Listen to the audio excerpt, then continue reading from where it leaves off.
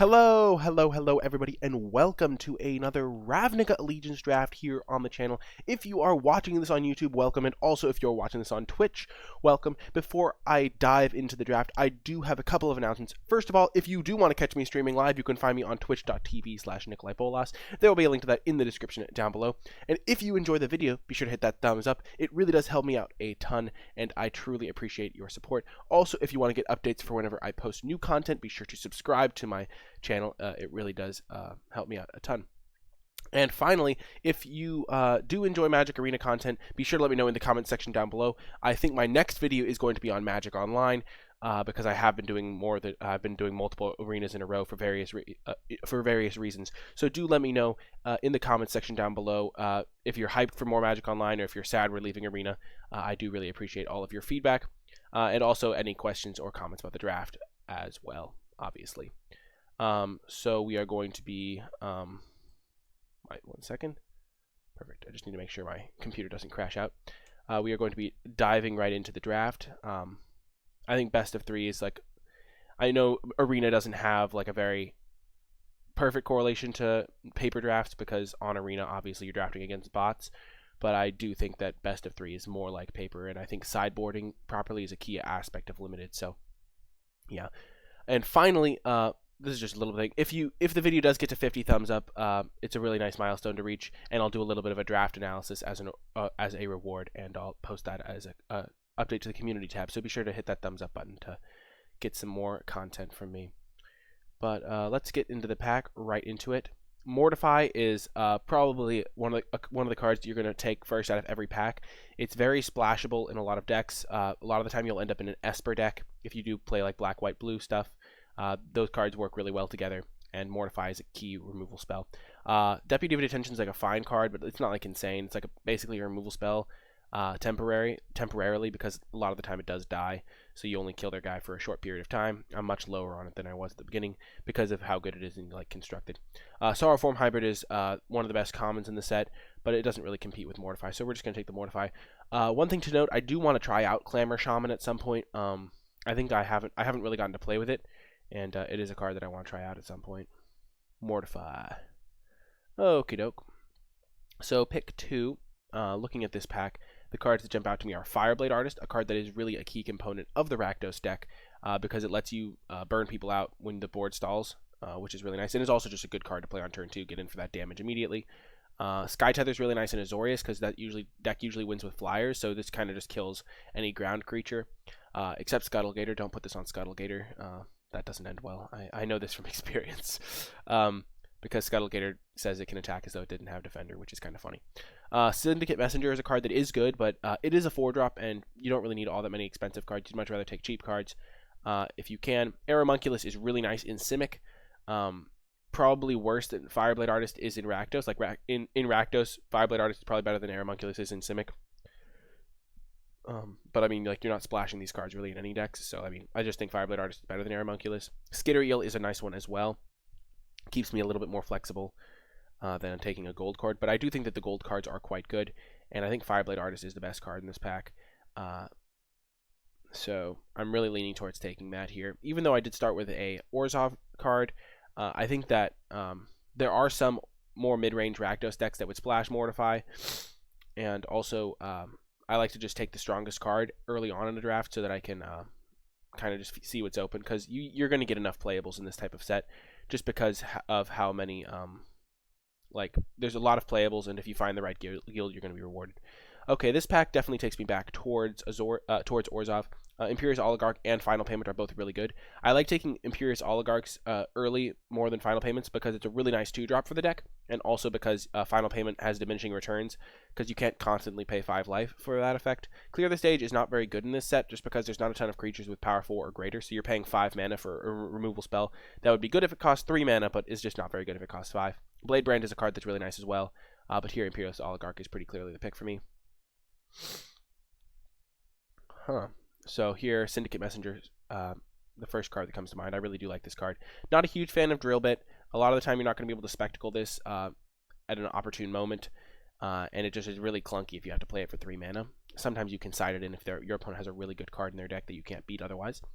And then Footlight Fiend is a card that definitely has potential in the right Rakdos deck, but I don't like to play like medium to low power. Like I don't like playing low power level cards just because my deck is aggressive. So I'm not a huge fan of Footlight Fiend overall because I don't think the power level is overall super high. If you do have a couple Blade Brands, this card gets much better though, because the 1 damage it does to any target also gains the Death Touch, so you can trade it in combat and then just kill a creature while drawing a card from Blade Brands, which is pretty good.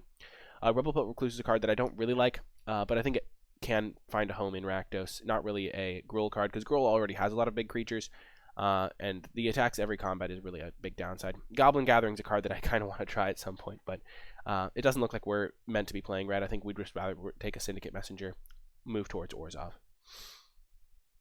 Okay, so there's a lot of cards in this pack that I want to talk about. First off, Sentinel's Mark. This card is really good.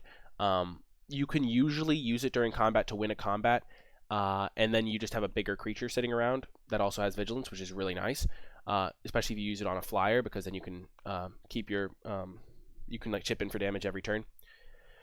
Another great thing about it is it can help you just single-handedly win a race because of the lifelink a lot of the time. So you'll have like a medium-sized creature, and then you just gain 5 life, and that's just basically game a lot of the time. Summary Judgment is really good though as well, and a lot of the time I think these cards are pretty comparable. If you're more of a beatdown deck, you'd rather have Sentinel's Mark. If you're more of a defensive deck, a lot of the time you'd rather have Summary Judgment. At this point in the draft, I think Orzhov usually ends up kind of just middle of the road, mid-range, like most limited decks, but it definitely can be beatdown. It definitely can be control. And I think at this point, I'd rather just take a Summary Judgment because I do like having just tons of removal in my Orzhov decks. But Sentinel's Mark is definitely powerful. Another card in this pack that I want to talk about is Prowling Caracol. I know a lot of people hate like one-toughness creatures, but I think that Prowling Caracol can definitely like have a home in certain decks. It is a pretty nice blocker after all. It can block a lot of like 4-drops and things like that, but it's overall not a fantastic card.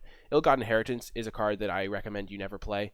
I think there's very fringe cases where you can play it, which if you watched any of my other videos, that's like a vast shift from where I was when I was like, never play this card, never play this card. But I still think you should never play it, because I think that the times where it's correct to play it are so few and far between that I think most players are going to just overplay this card. So don't really like Ill-Gotten Inheritance. Definitely taking Summary Judgment here, though it's kind of close with the Sentinel's Mark. Okie doke. So late Sorrowform Hybrid, but on Magic Arena, late Sorrowform Hybrid is not a signal that green is open. So if you're like, oh my gosh, this is late Sorrowform Hybrid signal, I'm going to move into green. Magic Arena doesn't treat Sorrowform Hybrid as a good card, because Magic Arena, just obviously a bot is going to have a problem sometimes. And that's just one of the things you need to know, is this doesn't mean green is open. I'm just going to take another Syndicate Messenger here. There is some consideration to like Azorius Guildgate if this pack didn't have a Syndicate Messenger. But even then, I think I would just take the Arrestor Zeal. I do like having access to a nice pump spell.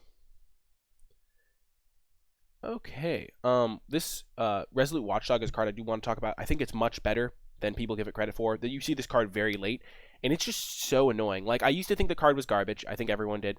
But the 1/3 blocks a lot of early game creatures that like early game decks might have, and the ability to give one of your other creatures indestructible makes combat really difficult for your opponent. So I think Resolute Watchdog is actually quite a nice card, and I'm very happy to get it here. Consigned to the Pit is the card I would take if this wasn't in the pack, but definitely snapping up the Watchdog.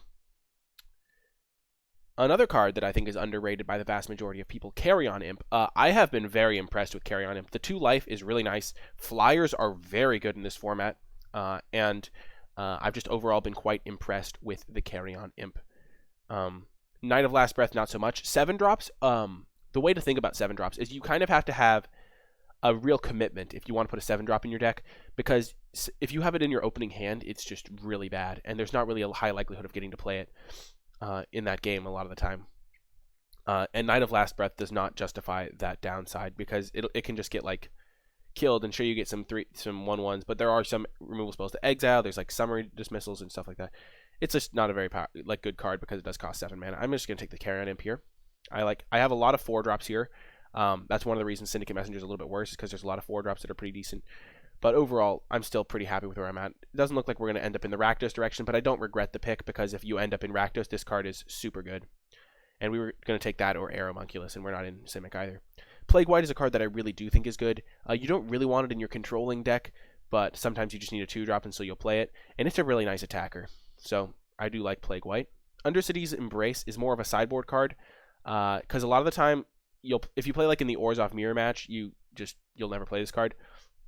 But in certain sideboard games, you'll play against a like Simic deck that has just a bunch of big creatures, and then they pay 6 to adapt their guy, and you Undercities embrace them and just own them.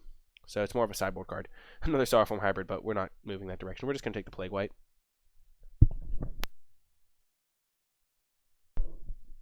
Okay, now we'll take an Azorius Guildgate. We're most likely to splash blue in this combination rather than red. It's funny because I think Rafter Demon is just really bad, but I've never actually played it.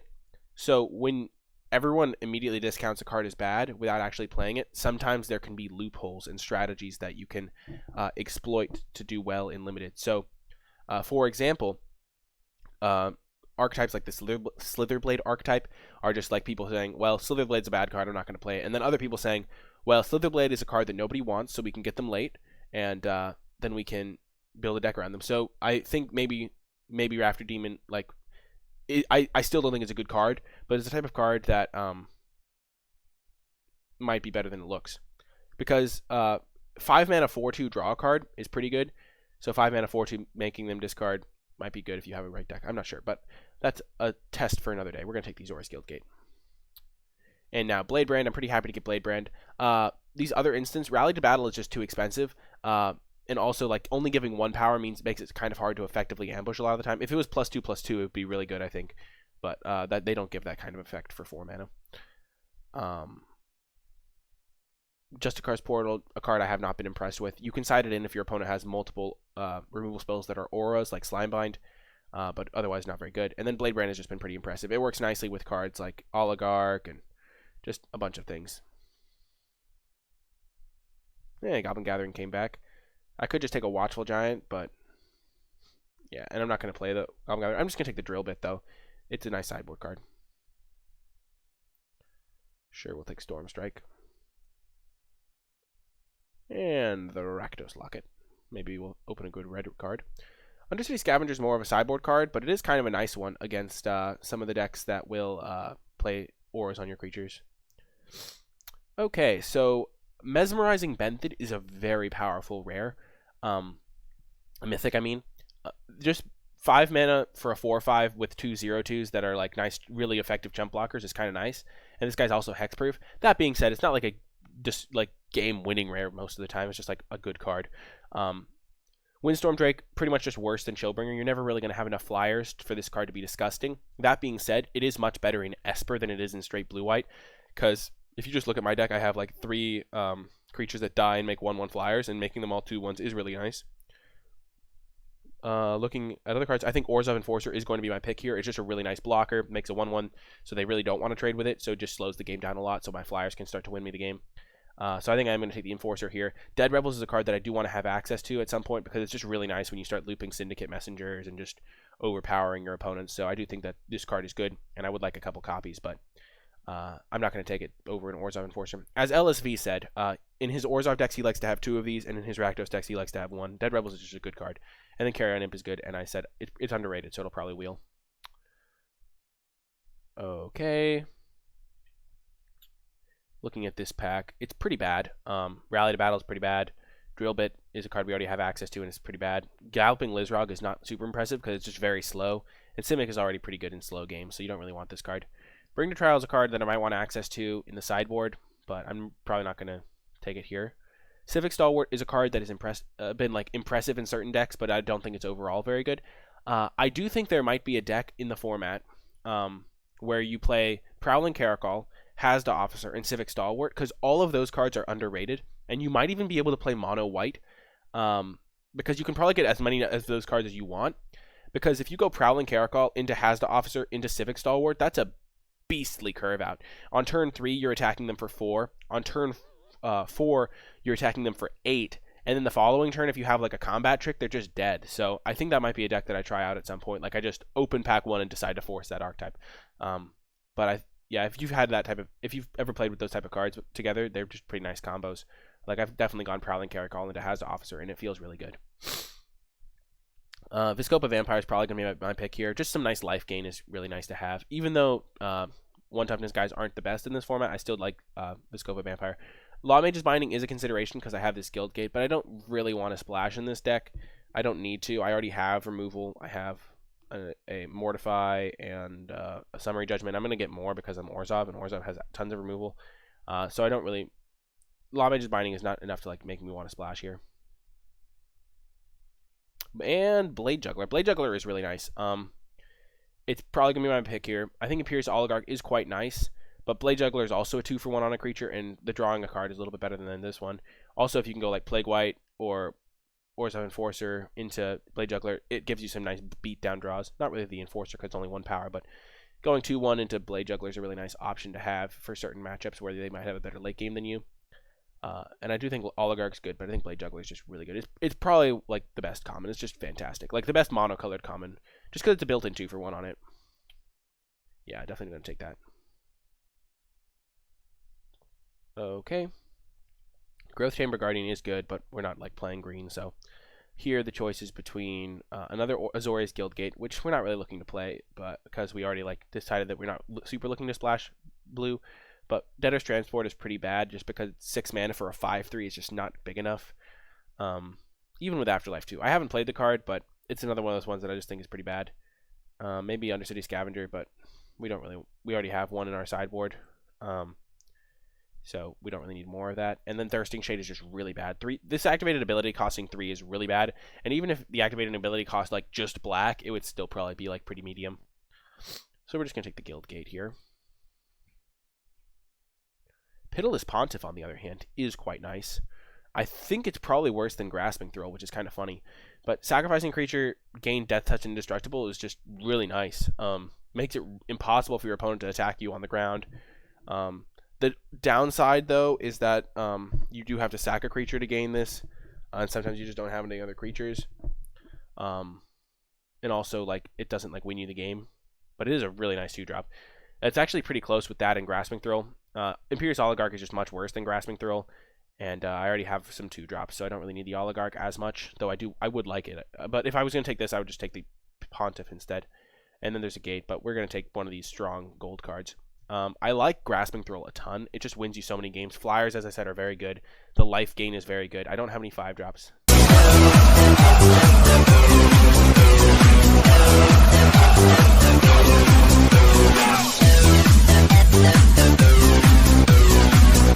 Finally a headset 8. Thank you so much, Potato Skis, for the follow. I mean, for the subscription. I really do appreciate it. Yeah, I did get a headset. I got it yesterday. I walked 3 miles to get it. And if you're wondering why I walked 3 miles, it was because it was a beautiful day yesterday, and I just really wanted to go for a nice walk. But yeah, the headset, hopefully it helps the audio. I know there were some issues with audio. I think I'm going to take the Grasping Thrill. You're digging the new headphones? Thank you, Kuzni. Kunzi, might be. Kunzni. There's 2 N's there. I think I'm going to take the Grasping Thrill. Pitiless Pontiff is good, but I think Grasping Thrill is going to win me more games overall. Ooh, this is a card I do want to talk about. Cry of the Carnarium is very interesting, because it's like really good in certain decks and really bad in other decks, but I think that I actually have a deck where it's good in, because if you look at my creatures, I have a 1/3. My 2-drops don't really work with it, but I have 3/2/3 flyers and a 3/3 flyer, so I think I can probably set up board states where I just completely like destroy my opponent with this card. I think it's worth it, maybe over the extra Syndicate Messenger. Though that's probably debatable. I do love flyers. Oh, Potato Skies. Though I sound like a pair of skis. Skis are dope, Potato Skies. Oh man, this is a close pick. I think I'm just gonna take the Syndicate Messenger. Cry of the Carnarium is a card that's just very inconsistent. Because if I have like a curve out draw, I really don't want it. And Syndicate Messenger is always gonna be pretty good. And here is the Dead Rebels that I was looking for. Definitely taking it. There's nothing else in this pack. I'm not even splashing blue, so that's not even a consideration. Twilight Panther is a card that has gone way up for me. I was so down on that card when I first saw it. I was like, it's just that stupid beetle from Rivals of Ixalan or whatever. Skittering Heartstopper. But turns out that Death Touch is just super good in this format. I really like having Twilight Panther. It's just a nice early gameplay and really annoying to play against. And coming back around, another Dead Rebels, Carrion Imp. We do have a lot of... yeah, I thought it was kind of trash as well. It just turns out looping your good creatures is nice. I think I'm going to take Dead Rebels number 2, because I do want to have access to 2 of them. Just gives me so much value. I already have 4 4-drops, and they're all 2/3 flyers. So another Carrion Imp is a much more expendable. And now I'll get another Drill Bit, help my sideboard out. And a Sentinel's Mark. I do like Sentinel's Mark. I'm looking to play a lot of creatures in this deck. We're not going to play that, but we'll take it. And a Gate. Perfect. I love gates in my deck. Take the Macabre Walk. Oh my gosh, the Junk Troller. Of course, the junkiest card comes back last. Okay, this card, I thought it was like bad when I saw it, but I think this card's actually good. Lumbering, I mean, I didn't think it was bad, but like I didn't think it was insane or anything. But I've seen people say this card's like better than like the best uncommons, or like, but it's definitely a good card. So I'm pretty clearly going to take it. The reason this card's good is because you just make a huge threat that they have to deal with, and a lot of the removal can't do anything about it. So like, they have to have, if you're playing against a blue-white deck, you're not going to exile your entire board. But if you're playing against red or green, you can just exile all of your creatures to make like a 10-10. Or a 10-11, and then just win the game with that, because they can't kill it in red or green. So I'm just going to take that here. Grasping Thrill is a card that I do like, but I have seen those wheel before on Arena, so I'm just going to take the Lumbering, that one. I mean, yeah, I'm not, yeah, it doesn't work with tokens, but I have a lot of creatures in my deck, and it's going to be fantastic. Consecrate Consume is probably the best uncommon. The Consume half of this card is the one you're pretty much casting every time, and it's just brutal. Like, you just gain so much life from it. You can, like, kill, like, 4/4s, gain 4. It's just really, really good. Awaken the Erstwhile is just unplayable, but Consecrate Consume is really nice.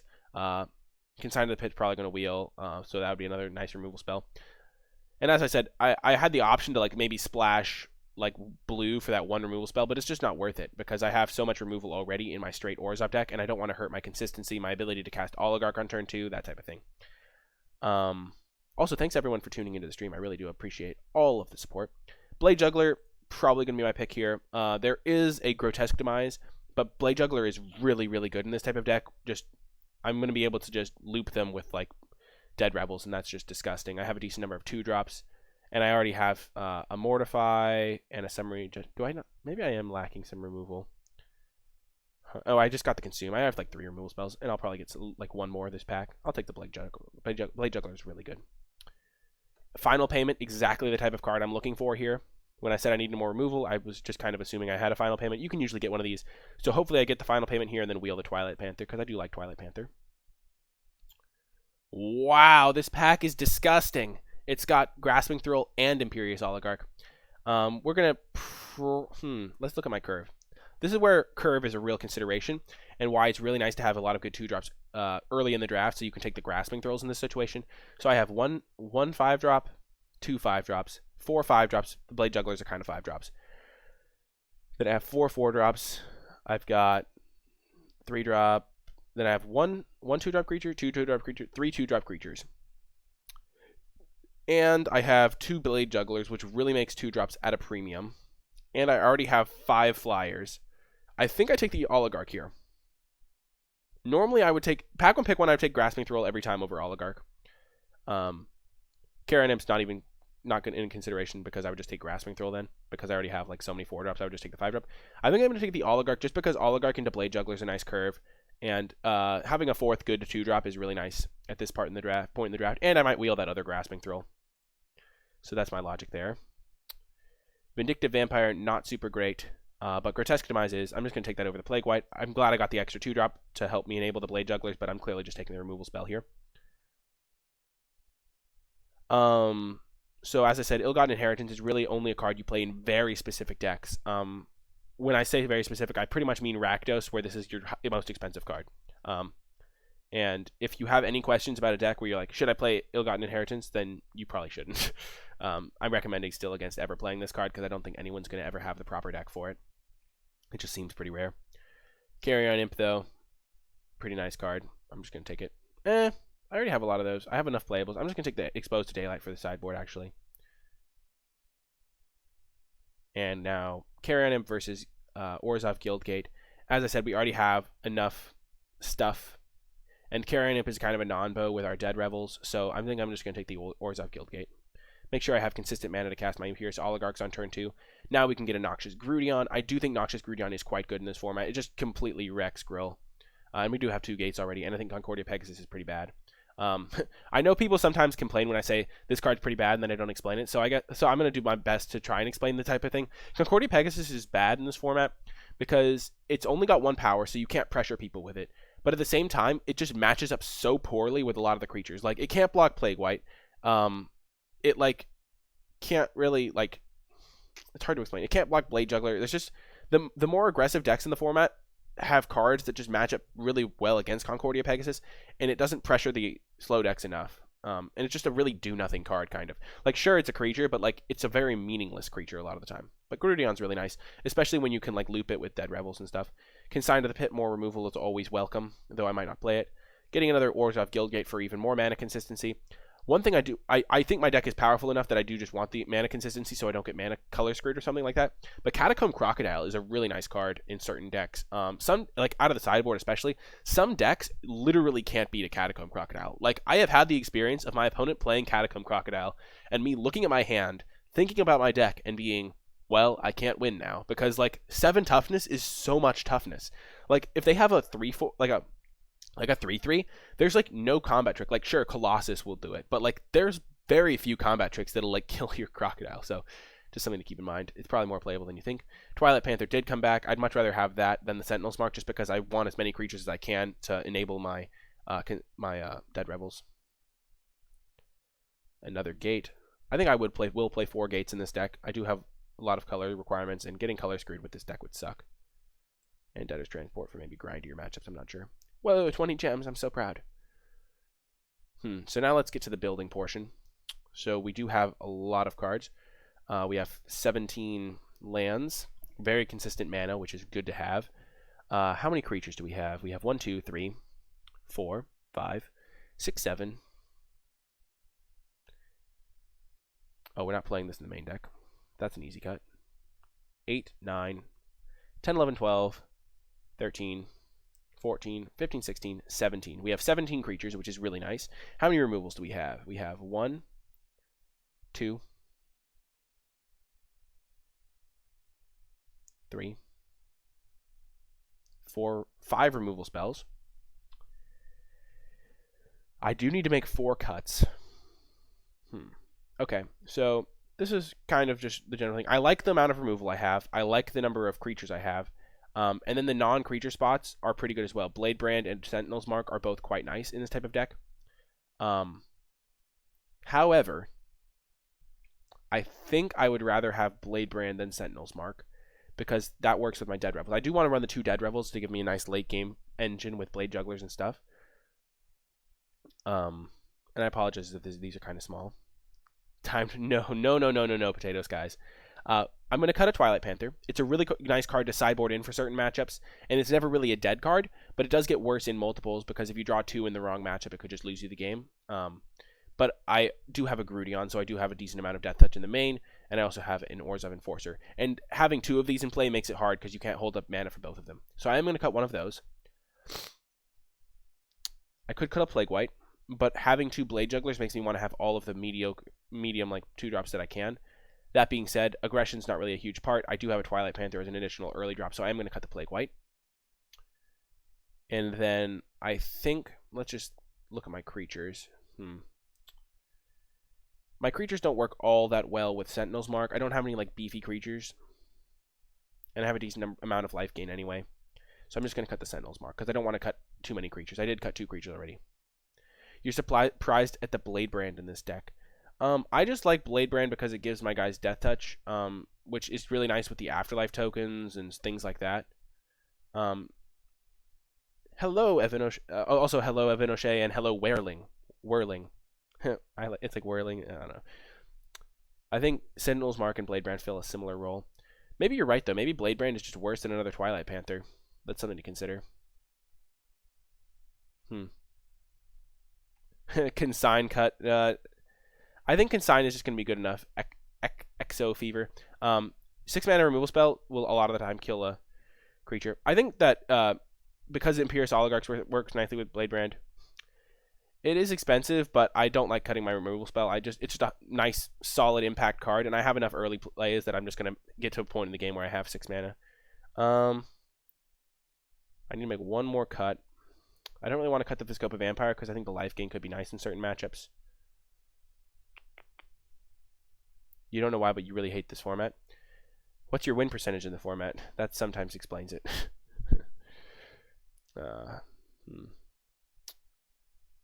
Maybe I do cut Blade Brand. I'm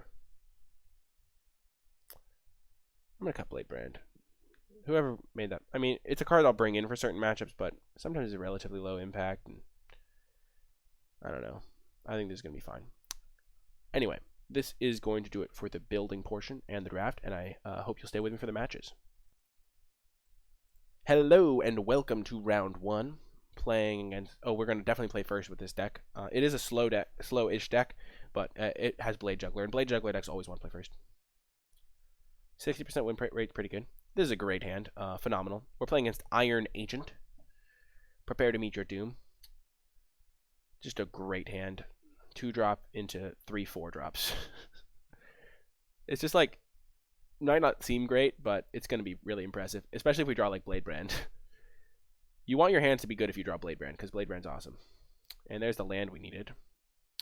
Getting that Enforcer action going. Also, let me know if there's lag or anything like that, because sometimes there is lag, and if nobody points it out, I like can't watch my own stream while I'm doing stuff, so it can be a problem. This card's going to be really bad against me.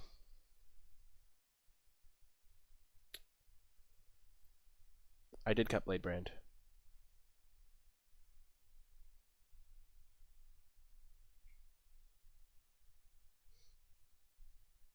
I'm saying Blade Juggler, Vinoche. Blade Juggler is the card that has Spectacle, and if it's Spectacled, it costs 3 mana. Yeah, those are 2 cards that have Blade, but are different. The classic. Iron Agent taking a long time deciding whether to chump block with his Priest of Forgotten Gods to save 1 damage. He makes the correct choice. Oh yeah, it's okay, Evan O'Shea. Also, let me know if there's audio issues or anything like that. You're disgusting, opponent. I hate you so much. That's evil. Yeah, Blade Juggler is. Oh, right on time, Blade Juggler. Thanks so much, bud. We're not going to attack. Blade Juggler's so good. I titled the video Best Common in the Set and had a picture of Blade Juggler, and I wonder if that... I don't know. That makes people more likely to watch it or less likely. Oh, the Carrion Imp. Strictly worse Syndicate Messenger at this point. I'm not going to try and kill his creature because he can just use Priest of the Forgotten Gods to save any creature. So we're just going to play another Syndicate Messenger. And if I ever have to sack creatures, it's really good. Thank you, Vinoche. I really appreciate it. I went out and got the mic. I didn't want to upgrade my equipment until my YouTube channel had been monetized, because that just really helps me like fund my new equipment. Not that I get a ton from YouTube, but it's like pretty nice, I guess. It was a nice perk of getting to 1,000 subscribers, a pretty cool reward. And all the subscribers to my channel, like a couple of people subscribe. Priest of Forgotten Gods is not really good against my deck, because they just have to sacrifice so much stuff. Dang it, there goes my Blade Juggler. Grotesque Demise hits the bin. That seems like a mistake. I think, in general, it's better to take the card that's going to get you a... give your opponent a 2-for-1. Here, I am going to send with both of my flyers, so that I can get in Spectacle the Blade Juggler, play the Oligarch.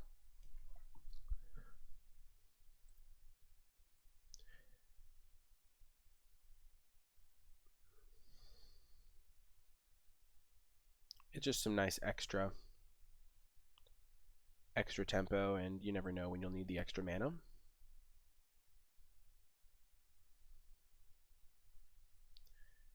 If I draw Dead Rebels at some point, it's going to be even more good. We're going to... do we keep the land in hand? There aren't really any discard cards. suppose there's one or two. I forget the exact ones, but I have a feeling in my head that there's a card that makes me discard. We don't have anything to use our mana on anyway. Our most expensive card costs 6. We don't have any creatures in our graveyard for like a Dead Rebels play. Okay.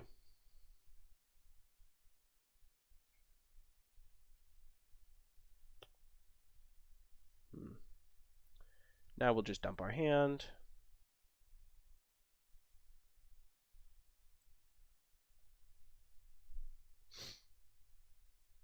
Bellhaunt, that's the one.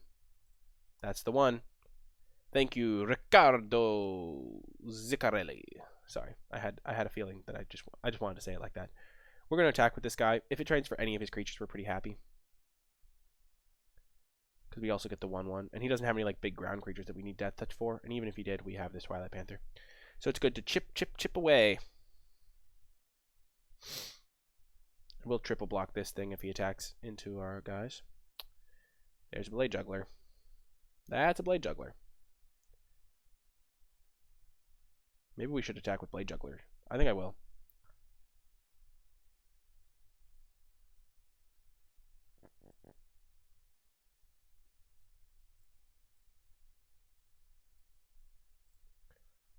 I just want, like, I'm fine trading off creatures, and like, he probably doesn't have a huge ground creature. I hope he doesn't have like Dead Rebels. That would be bad for me. But I have a lot of Dead Rebels, so I want to trade off my Blade Juggler. And now this is kind of nightmare for him. This Watchdog kind of makes stuff tricky. I didn't want to play the Watchdog pre-combat because I wanted to trade stuff off. Resolute. Actually, Archway Angel. Yeah. I was talking about the dog. The Doge. My opponent has a lot of cards. Oh, yes. Don't play it immediately. Don't get too excited. Just get in for the damage and then play it. Do I want to sacrifice the Watchdog?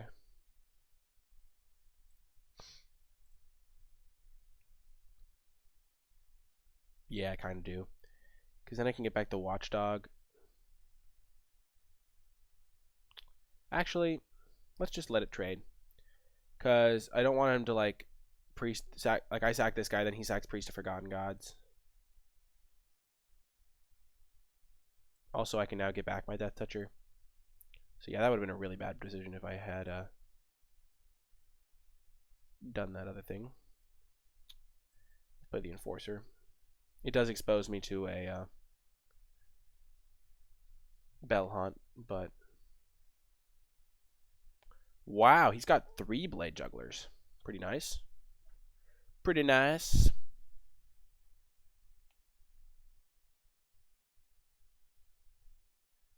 Oh, this is so good.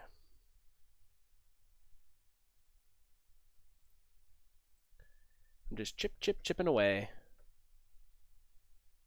Sure thing, bud.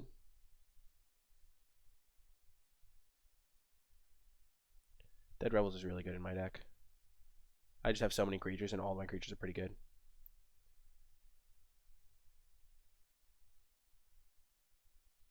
Good point. Good point. I meant like them sacrificing the creature that was blocking my guy. So like that and a Blade Juggler or something, but that makes it doesn't even make sense. We're gonna play the Blade Juggler here because he's not gonna let us get through too much.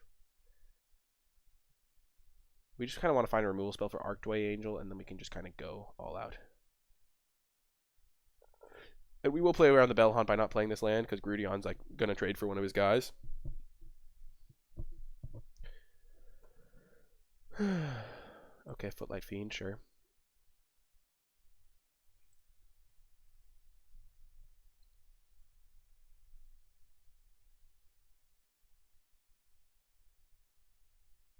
Oh yeah.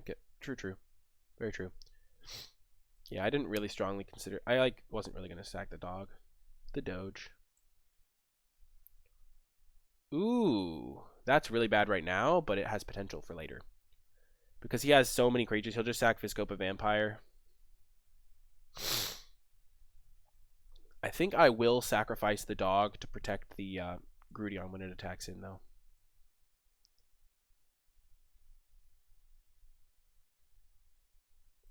Also keep in mind that he can ping my creature at will because of this priest.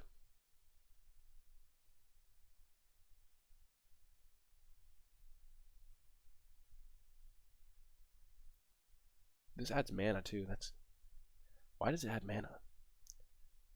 Okay.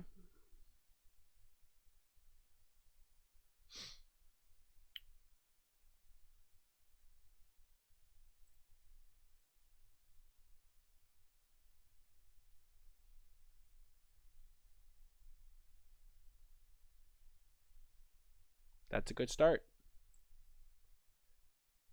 We're fine trading these off because it means they now consume actually kills one of his flyers.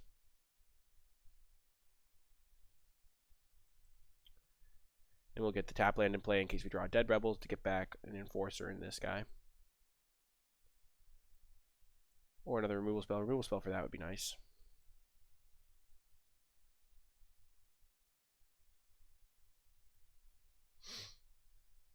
No attacks. Also, if he goes for like a Dead Rebels and we can consecrate one of the blade jugglers he targets, that would be nice as well. So we're just, as soon as we draw a removal spell, he's screwed. So, good to keep in mind.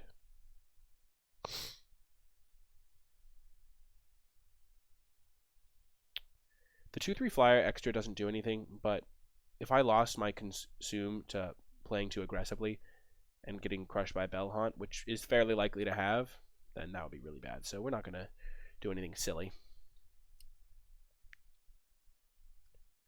Sure. Maybe he's holding a removal spell. As soon as I kill this 3/4 flyer, like, as people were saying, like, cut Consign to the Pit, but, like, Consign to the Pit is, like, one of my best draws here. And I know, like, that's, like, a little bit of a logical fallacy, because, like, sure, Consign to the Pit is going to be fine, good in the late game. But my deck is going to stall the board a lot like this, and having that removal is really nice. Final Payment, Mortify, anything to kill this Archway Angel. Oh, he's got blue cards. That's why he wasn't casting anything. Okay. I don't want to play this because he'll just kill it with Footlight Fiend. Though I guess he's killing something with Footlight Fiend, like, no matter what.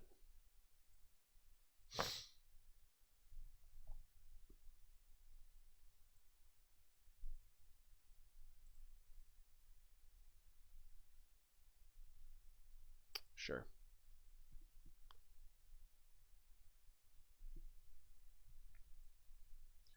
That card actually, like, gets through all my defenses. Ooh. That's a good draw. More flyers.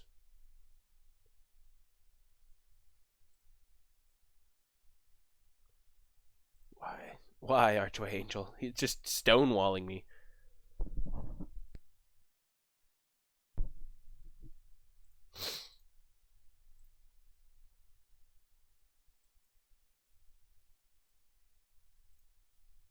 Not gonna lie, I wish I had Blade Brand in my deck right now. That'd actually be a good draw. Sure. Jesus. That's actually kind of good with Priest, but I have all these tokens to sacrifice.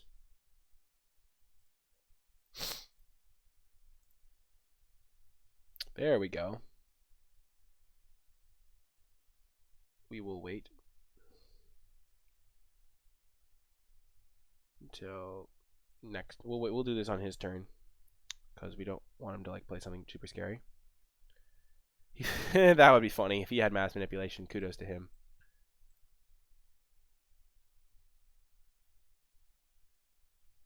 Wow, that's interesting. I would think you would sack a token.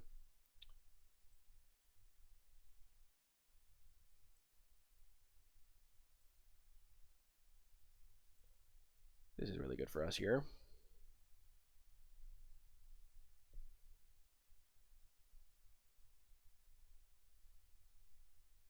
I should have done this on my turn. I don't know why I waited.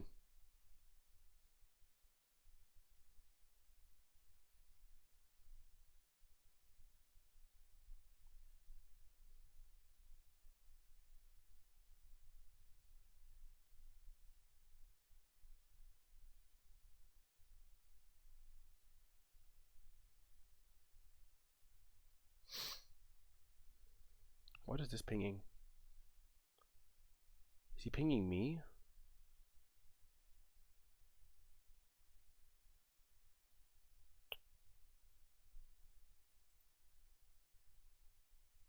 We will sacrifice our 1/1.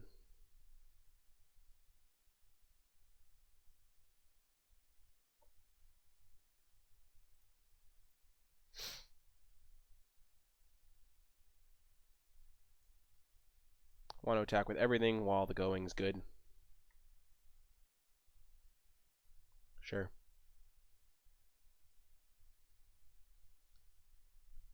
Oh, maybe he just had a ton of summary judgments. That's hysterical. Oh, man. He was getting owned because he couldn't cast his cards. Okay, sure.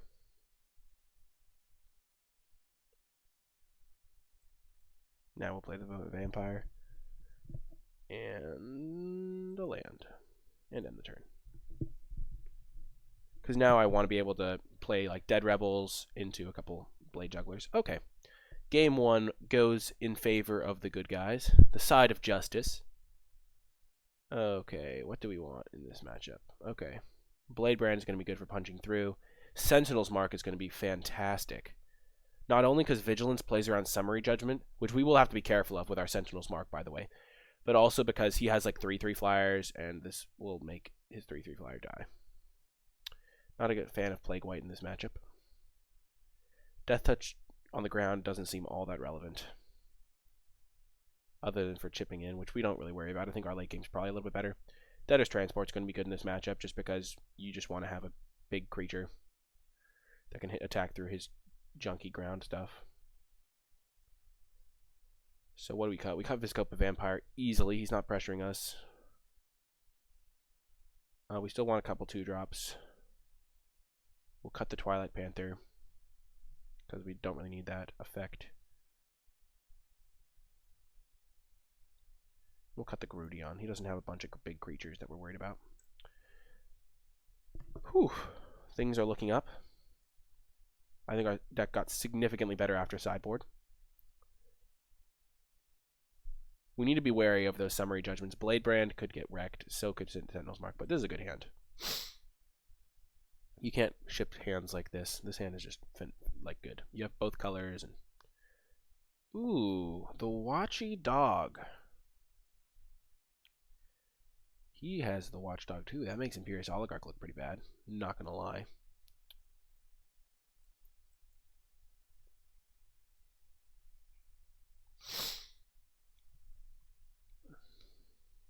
I wonder what he's splashing blue for. He was splashing it off of basic islands too, which is kind of odd. You usually want to splash off of gates if you can.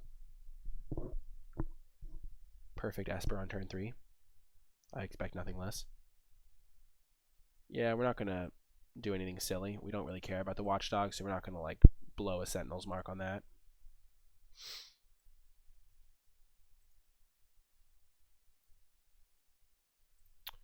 Yeah, Ill-Gotten Inheritance. Sure thing, bud. I do not care. If this is how he's planning on winning, then I am in good shape. I could have used that opportunity to get a Sentinel's Mark down or something, but overall not necessary. So we will attack with both. He has Summary Judgment up, so he'll probably Summary Judgment this. And then we'll use Sentinel's Mark on this guy.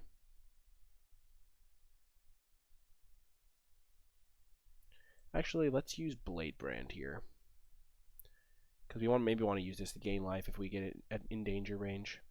And also, we kind of want this to be a 1/1 flyer. Oh, that's why you save your land drop, folks. Oh, so sweet.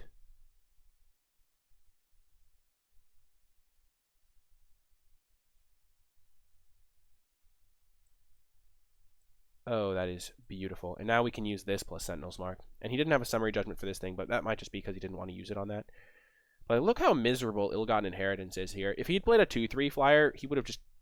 He can't take damage from this thing anymore. I don't know. It's just bad.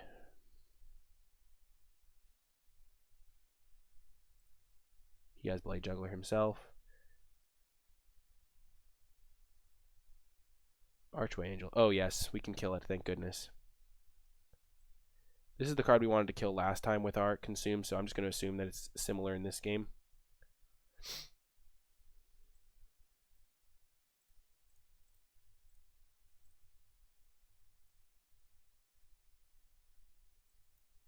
Purely affecting life totals does not matter in a game that's about grinding and controlling the board.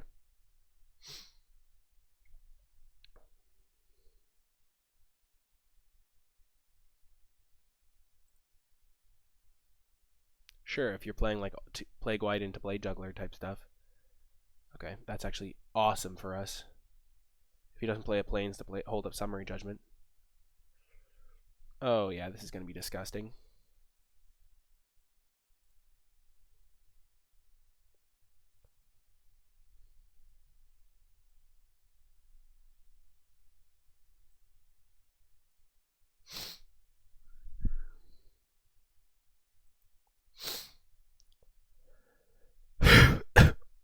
I shouldn't have played that land. That was sloppy. Sure. You have your thrill. Oh my gosh. Just too good. Now he does have Summary Judgment up. So we're just going to attack like this.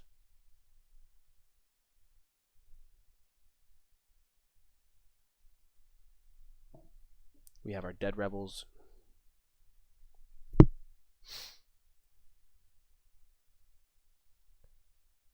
We will cash in on that value.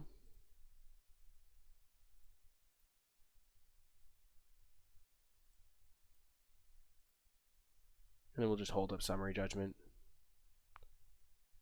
No reason to take 7 from these. Or him like doing something silly. This card's not really a great attacker on this board anyway. We win next turn anyway, just consign to the pit something. Okay.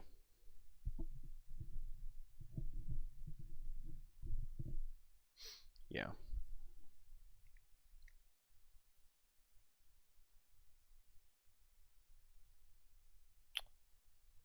Okay, so this lives, this lives. Do I want to save this guy or this guy? If I save this guy, consign to the pit this. This is 4. Okay, he conceded. Yeah, we were going to definitely save one of our guys with Sentinel's Mark there. Really no reason not to. He had no cards in hand. Pretty easy W there. I hope you enjoyed that match, and I hope you'll stay with me for the next one. Hello, and welcome to round 2. We are going to have to mulligan. We could go like Watchdog and then draw a Swamp and have Enforcer, but our deck is good enough that we don't need it. And this is a fine enough hand. Sure, it might not be ideal, but we have a lot of value. We don't want Dead Rebels at this point, though. Hello to you, too. Oh, yes.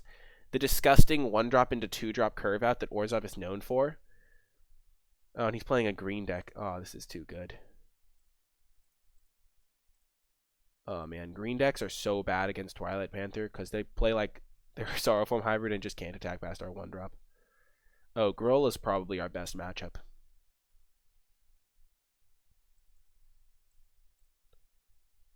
This guy knows that I can mute his emotes, right?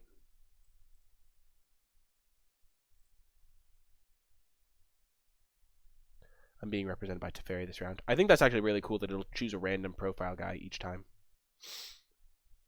If you don't select an avatar. I usually select a Johnny, but...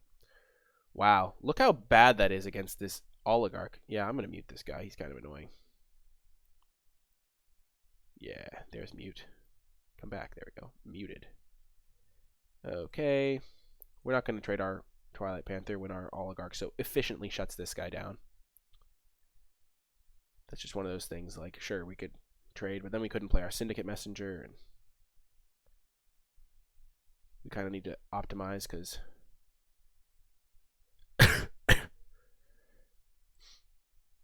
Hey, he missed land drops. So we kind of want to kill him in a hurry here.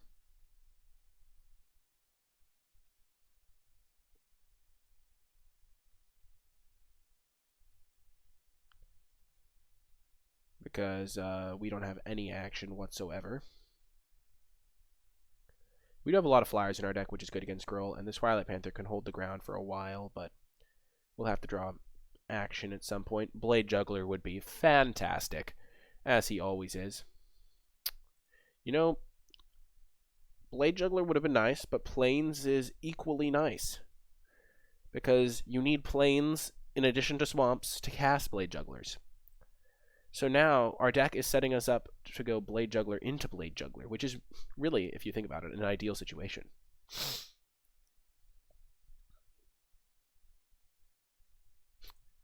Sure thing, buddy. You reduced our power from 2 power to 3, from 2 power to 1 power.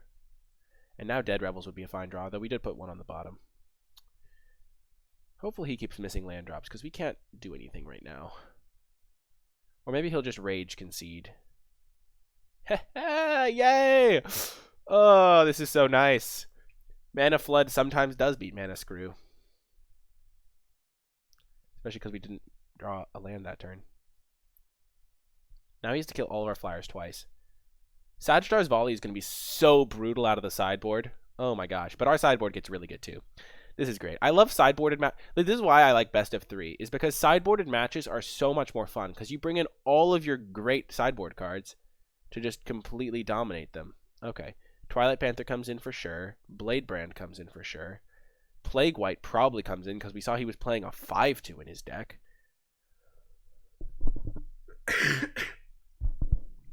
What seems bad? All of our cards are so good.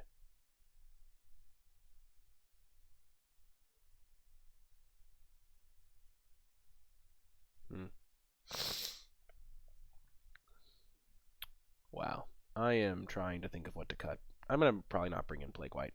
That's maybe a bit too cute. Because he has like 1/5/2 probably.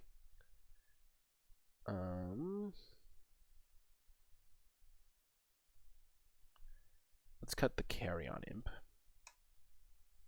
Just a bit small against maybe something he could be bringing against me. We do want the Dead Rebel so we can just keep looping our Death Touchers. And the Watchdog still seems good. Wow, we're going to dominate this guy.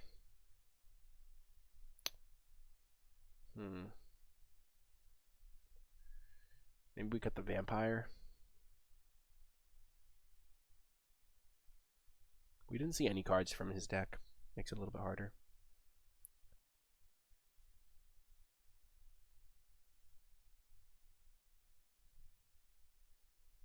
Sure, let's cut the Vampire. Actually, let's just cut a Syndicate Messenger. We'll cheapen our deck a little bit. Because one of the problems against Grohl is they play like a 2-mana 3/3 and then you just can't beat them. And he's probably going to bring in Sagittar's Volley. Because he probably has, like, I just like to assume that they have like cards like Sagittar's Volley. This is a good hand. I have to remute this guy. Okay, you have been muted, sir. Oh, did not mean to click that. You have been muted. Can anyone in chat confirm for me that the stream isn't lagging or anything like that? That'd be helpful. I appreciate it. If you could do so. Because this is my first time streaming on this computer. Okay, we are going to mortify that. Yeah. Because then we can consume whatever he plays next. 3/3 is pretty big compared to our creatures. Thank you, Ricardo Ziccarelli. I appreciate it. Erinx, please. Oh, I beg of thee. Yes. And then we're going to play Lumbering Battlement as like a 6/6. No, as an 8/9. Or even bigger if we can't hit stuff for a turn. And it's just too big for him to deal with at that point. Sure, Rentorn. Sure. Say hello to my little friend. Do we want to get greedy? Playing this 8 power is probably big enough, but we'll just play the Death Toucher here. And then next turn we'll make this guy even bigger. Even bigger!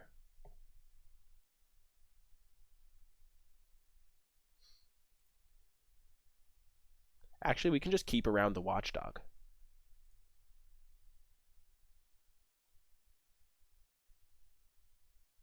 No, we don't need to.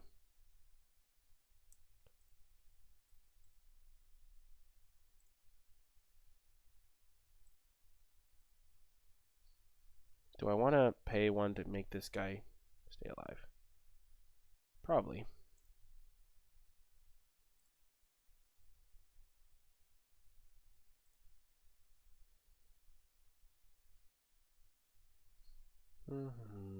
So this would become an 8-9. Yeah, I'm just going to play it.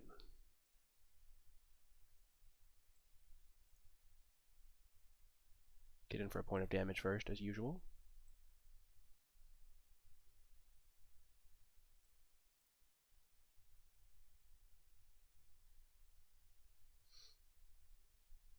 He can't have discard, so we'll just play our land.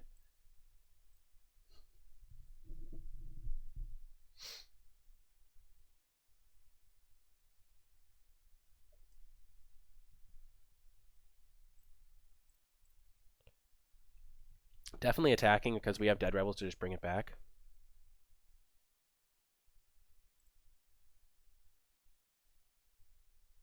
And we get our dudes back.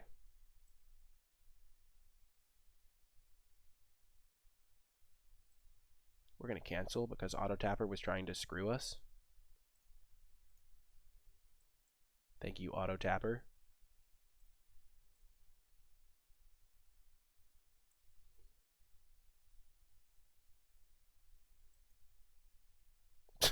Yes! Oh, this lumbering battlement coming in clutch. Wow, that was such a nice curve out that we just dominated our opponent with there. Ooh, we won a pack. Chat, we will open this pack.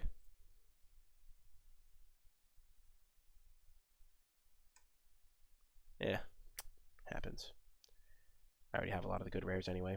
Well, anyway, that was round 2, and I hope you will stay with me for round 3 as we continue to crush our opponents.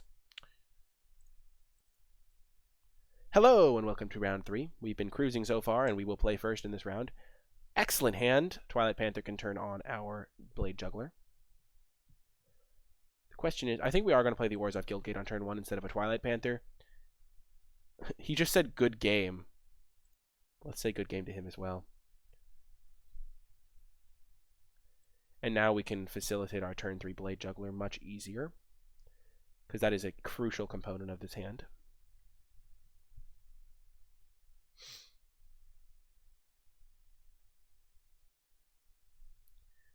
What's it going to be, Danger Dan?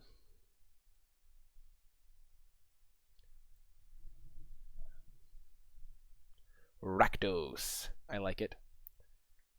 Sure. Good afternoon, His Highness Stannis.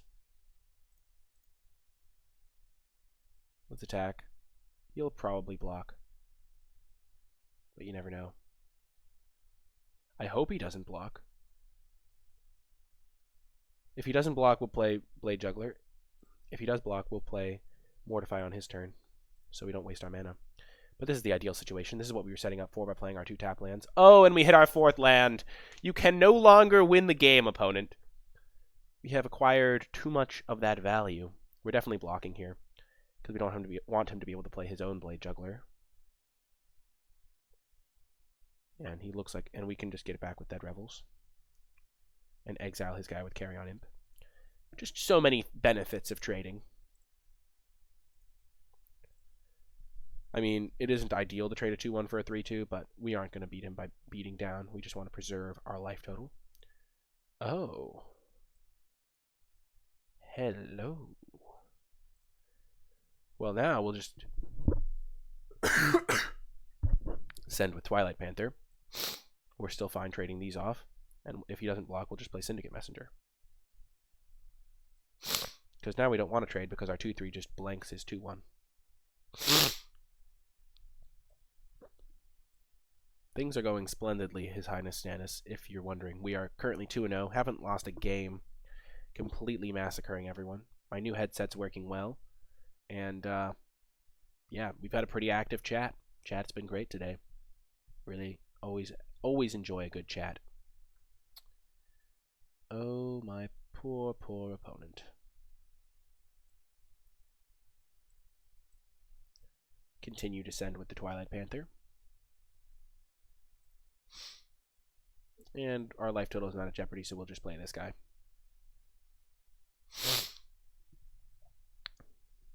Opponent's like more of a mid-rangey Rakdos deck, or maybe he's color screwed. Yeah, my opponent probably has a strategy, though. He might have like a super big creature in his hand. Actually, that doesn't make sense. Him having a super big creature. Maybe all of his creatures are kind of small, or he's like got a green mana and he wants to be able to use it. Well, that sucks. Well, we're going to get rid of Summary Judgment. And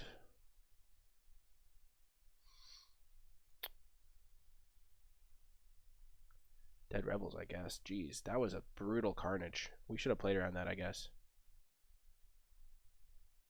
Ouch. That hurt.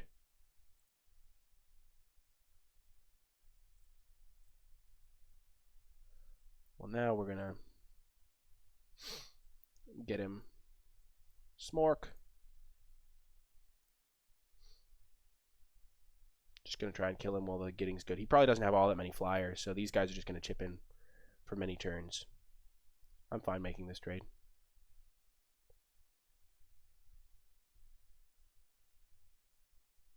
He goes to 9. Nice. I'm just hoping he doesn't have another flyer. I should have attacked with Blade Juggler probably last turn, because then I could have Dead Rebels. Oh. I beest very screwed unless I top deck Consume right now. Consume! Dang it.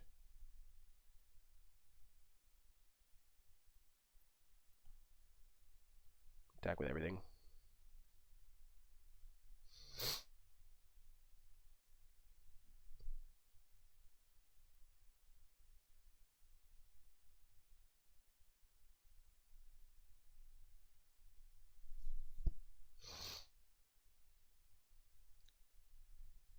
We want to put him in a spot where doing 2 damage is just not enough.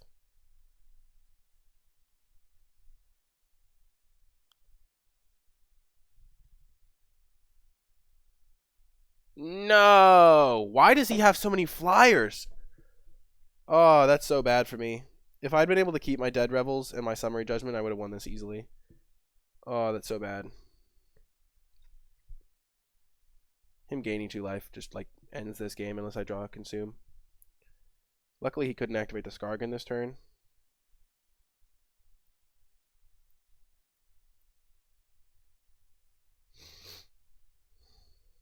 Chipping away. And Skargan can only kill like the token. Well, it can kill the Twilight Panther, which is a problem. Okay, I'm glad he's playing that instead of using Skargan, because this still gives me the out of drawing Consume. Watchdog, you say? That's quite nice.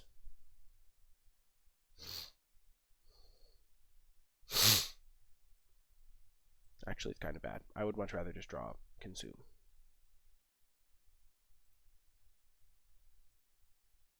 Or the 6 mana removal spell. I used my Mortify because I had no cards in hand, and I was worried I was just going to lose to his cards. And I figured he probably doesn't have all that many flyers, but then he played Skark and Hellkite and made me look foolish. True story. To be fair, though, I'm still in this game. Because he's just spewing off instead of just killing my guys. There's a Grudion.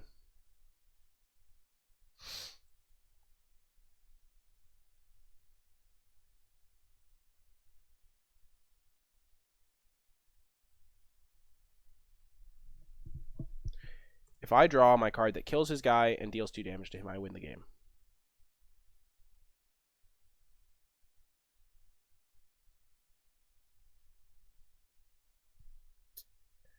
Dead Rebels would also be kind of fine.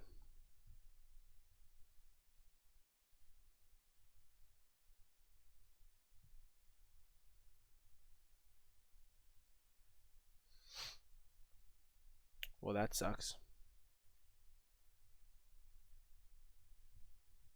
Yeah, I lose.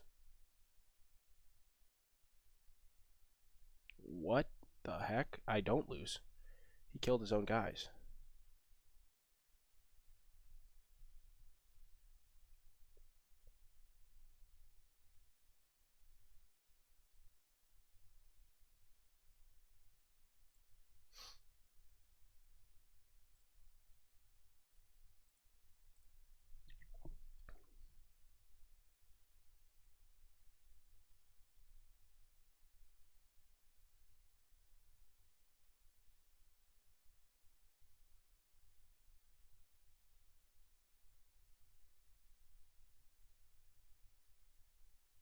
Yes!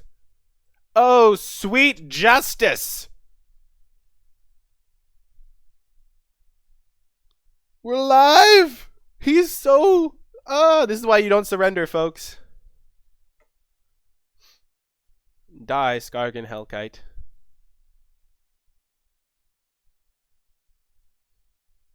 What? He can only use it at sorcery speed. Wait. Why didn't he just activate that twice? What? I'm so confused. He could have just killed my Grasping Thrill.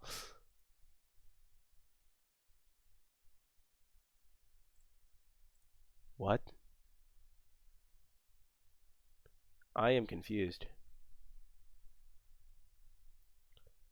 One can never know, I guess. Now he has to activate his ill-gotten inheritance or he dies. This is so weird! I'm so confused!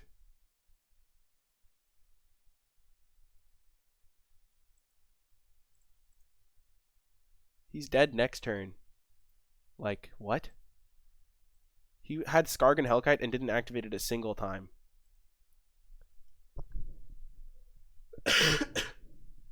You got my swamp, buddy. My swamp. Aw. If I still lose this game, that would be like ultimate sadness. No, please! Thank you for the oligarch. Oh, thank God.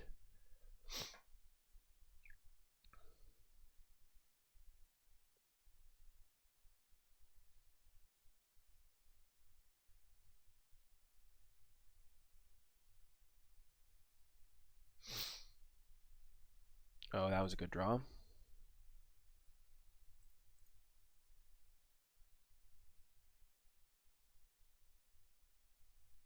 Opponent does have an amazing deck. I mean, Tome of the Guild Pact depends on his deck. We've only seen like one gold card.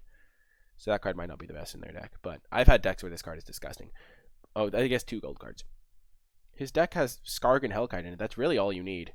But then he's playing Ill-Gotten Inheritance. He's got a Gravelhead Goblin. I mean, 2 Cry of the Carnarium. He set that up. He was so proud of himself. Cry of the Carnarium seems actively bad in his deck. I guess he's played like... He exiled his own Gutter Bones. With Cry. Oh my gosh. He literally could have just sat there and pinged my stuff with Skargan 2 times.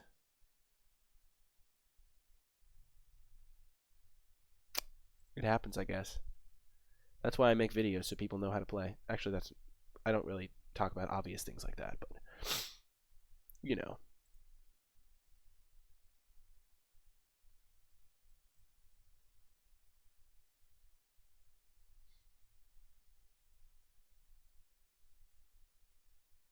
He also hasn't been pinging me with this thing. We'll keep playing our lands in case we draw our second Dead Rebels.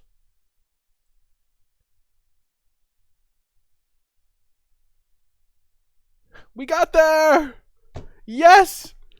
Oh, did you leave, His Highness Stannis? Basically, he didn't use his Skargan Hellkite a single time, even when I was killing it. And, yeah.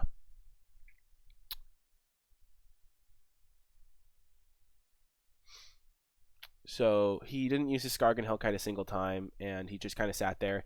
He cast double Cry of the Carnarium, which kind of killed like his own creatures and my creatures, so he like 4 for 3'd himself or something. We're gonna bring in our drill bits so we can try and nab that Skargan. And we'll cut. We're gonna bring in Sentinel's Mark so our 2/3 flyers can get through his, and then we're gonna cut our Twilight Panther, our Resolute Watchdog. And then stuff that dies to Cry the Carnarium, like really badly, like Noxious Grudion, the Scope of Vampire. We'll keep in the Blade Jugglers for sure, because that's just good value. We'll keep in all of our like Afterlife guys because those are still good, but. And then what else do we want to bring in? We don't really want these cards to just kind of die. We could bring in Resolute Watchdog. We could keep Resolute Watchdog in, or we could bring in Blade Brand. Let's do Blade Brand. I feel like a lot of the matchups where we want Sentinels, we also want the Blade Brand. Danger Dan turned out to not be so dangerous. I don't think he used... No, he used, like, activated ability of his creature one time. Okay, this is a fantastic hand. We're definitely keeping. Oligarch into Blade Juggler is a nice hand. Opponent mulliganed.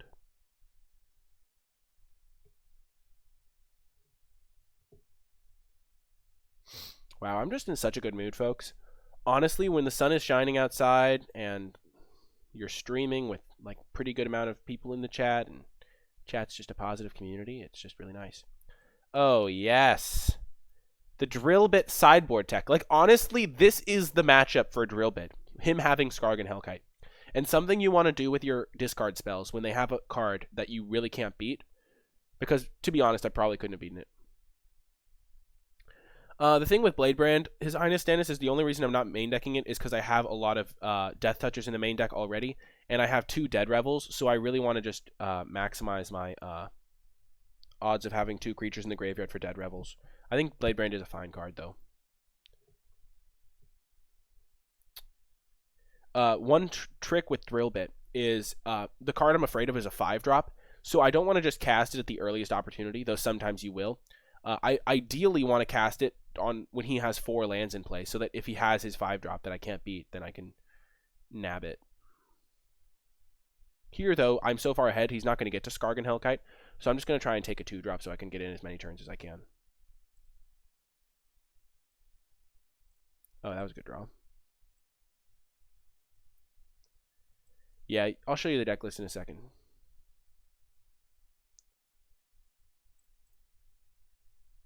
So, like, here, I don't want him to be able to Cry of Carnarium my creatures. So if he goes, like, Swamp next turn, I'm going to Drill Bit him to try and take a Cry of the Carnarium.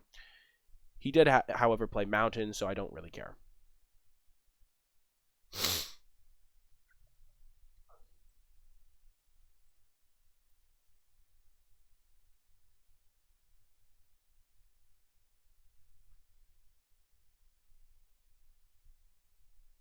And we got him. The thing is, when you're newer to the game, a lot of the time you feel really frustrated that you lose a match like that. But the whole thing with best of 3 is that sometimes you'll draw well, sometimes you'll draw badly, but it evens out. And game 1 was his game to lose. So, like, sure, he lost game 2, but, like, he was supposed to win game 1, so we would have gone to game 3. I'll show you the deck list, His Highness Stannis. Anyway, that is going to do it for round 3. I hope you enjoyed it. I hope you stay with me for round 4. Let's see if we can get the clean 5-0. Hello and welcome to round 4. We're going to start with a mulligan, but I'm not worried. Excellent hand. Blade Juggler is the greatest. We're going to keep that on top.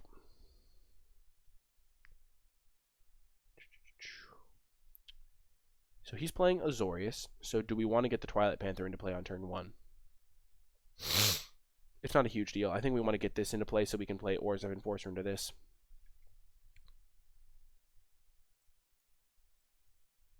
Like, he could quench this, but it's not the biggest deal. We'd much rather Blade Juggler not get quenched.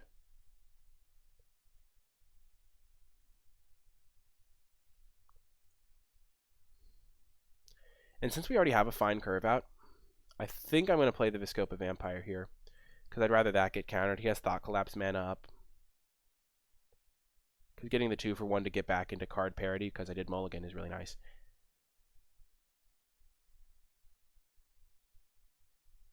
I wonder if he has Fairy Duelist. Viscopa Vampire is definitely getting sided out in this matchup. I just like having access to that pure life gain, but I haven't really needed it because my opponent's decks have not been super good. Law Mage's Binding. Okay. Interesting choice. Okay.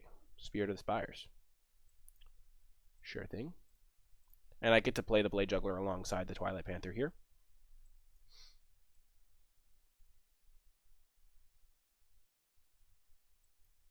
I want to get the Twilight Panther into play because it can attack. I did read Duke's article on Duelist. I thought that was a very interesting article. Not only because it was just like a cool insight into how he approaches the format, but because I personally value Duelist quite like low because it's kind of like very medium in a lot of situations. Here we are going to attack with both of these. He could have a duelist, but he hasn't had one before. So we're going to give this Death Touch. Sure. Him using Summary Judgment on that is pretty good for us. And then we'll just play our Watchdog. We kind of wanted them to trade. When you want your creatures to trade, playing Watchdog post-combat makes sense. Like if you want them to block. Okay, resolve. Okay, so we're going to get to play our Blade Juggler. There's no way he trades his 2/5 for my Orzhov Enforcer. Actually, for my Watchdog. I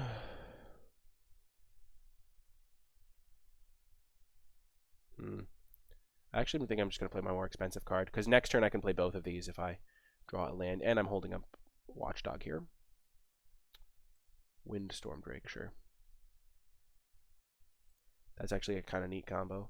That's like the combo you dream of assembling. I just need a removal spell, though. I have a lot of those. Oh my gosh, that's so good. We're just going to use this now, so he can't pull any shenanigans off with counter magic. If he has like a pump spell, he could pump this guy up and then sacrifice it, which would be kind of clutch for him, but... Okay, interesting choice.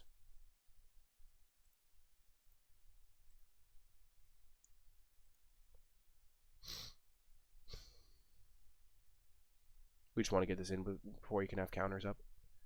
And we gained 3 life, so we don't worry about taking a hit here. And he's still attacking, which means we get to attack him back, which is good for us. Okay, that's why he's attacking. Okay.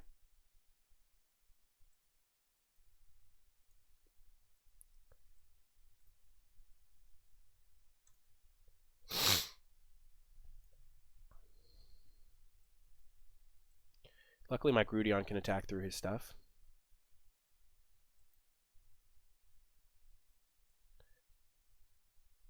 So we're taking 5 here.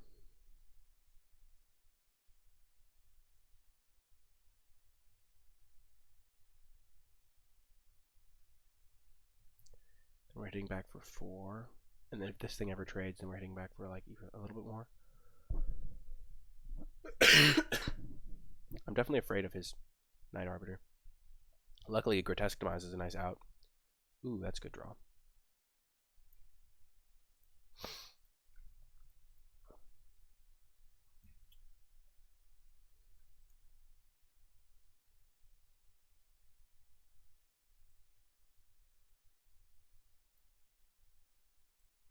We're going to cast this now. He probably just doesn't have a spell in his hand, and this puts us way less at risk.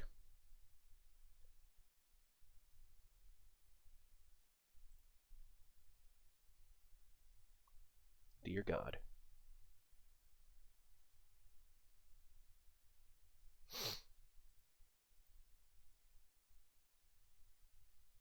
If he doesn't have a follow-up.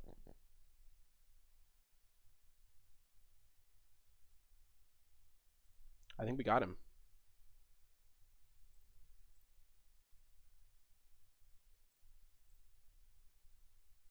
I didn't do the math, obviously.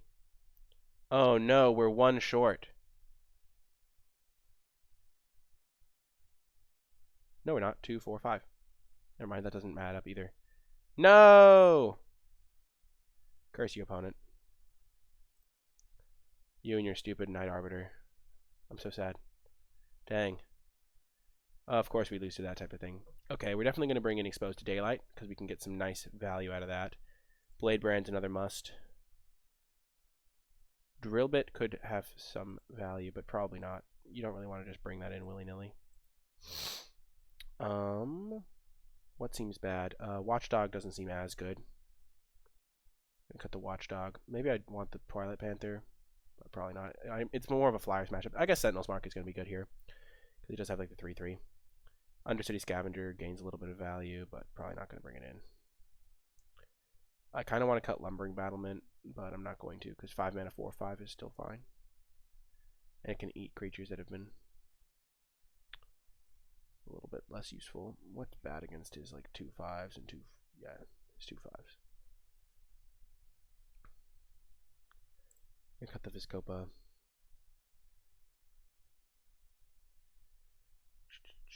one more cut.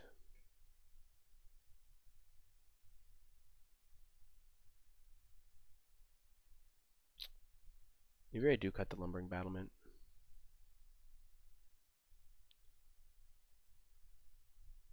I'm going to try and save my Grotesque Demise for his 2-5. I'm going to cut Twilight Panther. It's just not very good in this matchup.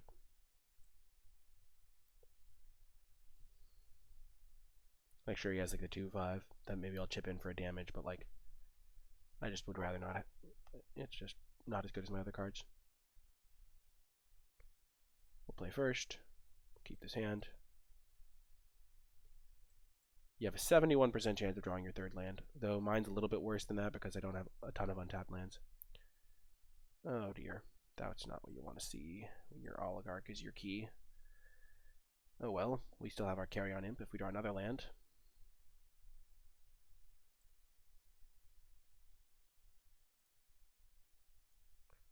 We're actually going to attack here, because we need to get a 1/1 so that we can play our Blade Juggler.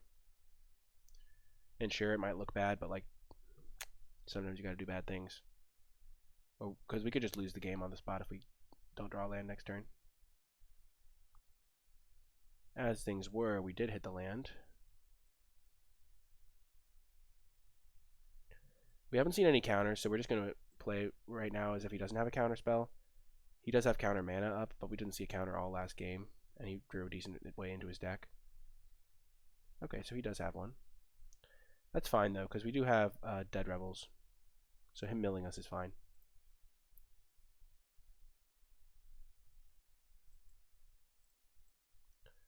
We're actually going to play our Blade Juggler into another Dead Rebels, I think. Okay, change of plan. We're going to play Grasping Throw.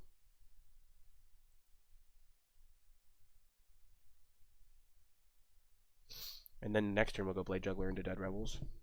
Get back our Lumbering Battlement maybe, or just get back 2 Blade Jugglers if the Blade Juggler gets countered or something.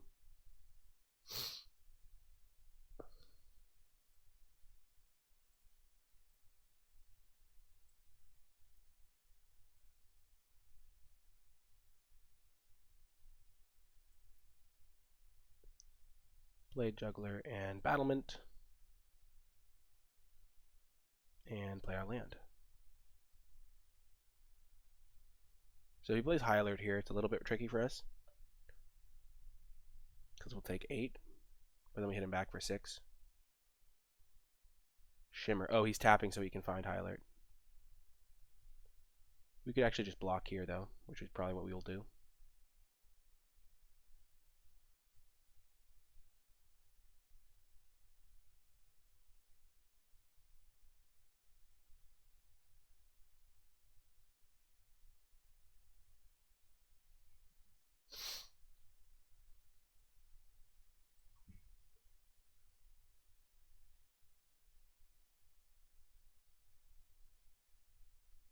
Sad day. Hello, darkness, my old friend.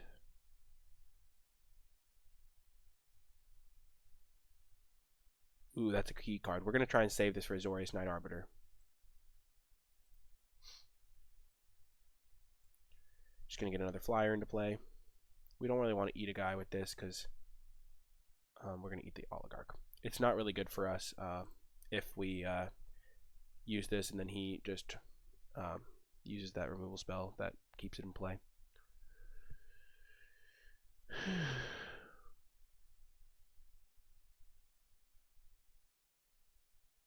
We want to try and spectacle this because we do have a decent number of three cost cards. Hopefully he goes for Azorius Night Arbiter so we can just kill it. I'm terrified of that card. That card has beaten me a ton of times. Like, honestly, a disproportionate number of times. It feels like that card is so annoying. I was definitely pretty inaccurate. Oh my gosh, he's got another Humongulus. Good job, buddy. You did it. I cannot Grotesque Demise those.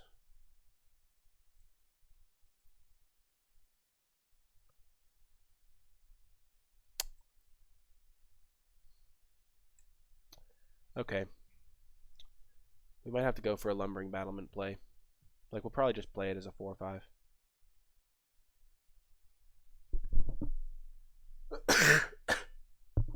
Huge boys. That is true. They are going to be huge. Okay.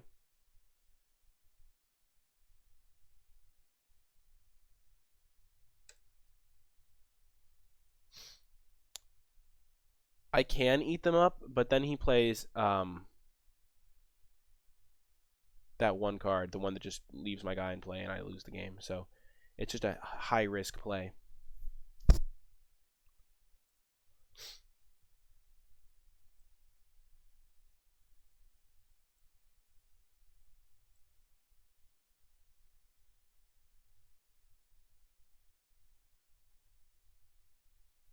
He has 2 cards in hand. He could totally have the one. I shouldn't have played the tap land. I should have played my own tap land because I would eat 1 Blade Juggler, I think. But we are just going to kill the Windstorm Drake. He could have Azorius Knight Arbiter, but if he plays like Azorius Knight Arbiter, we can just probably just stop playing around that other card because we can't beat that other card probably.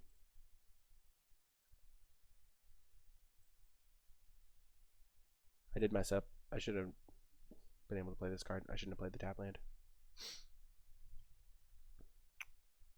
Dang it.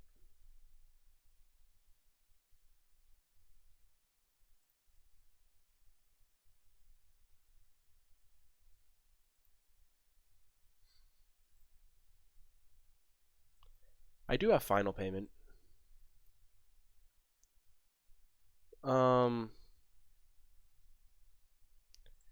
We're just gonna eat these 2. His Humongouses can't attack me anyway because of my 2/3 really. And now he can't quad block it.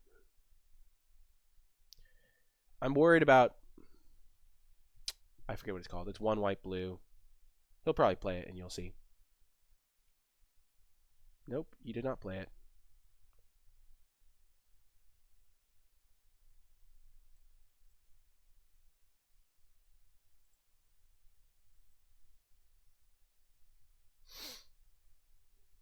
Dang, that's not good for me.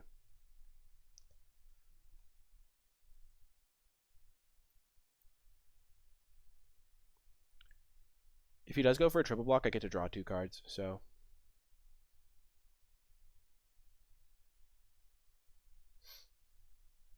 It's a pretty fine outcome. No, not high alert. Dang, what's the card called?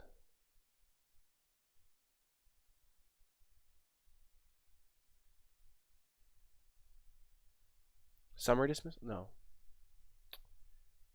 It's the pacifism.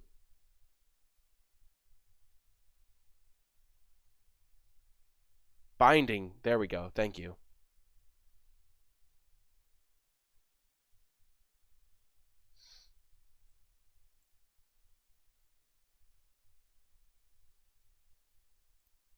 Law Mage is binding. There we go. Thank you.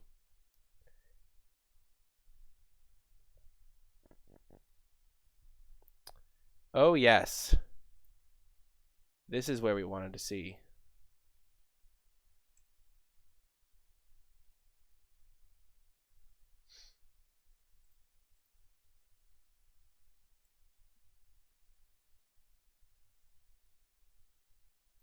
I definitely messed this up.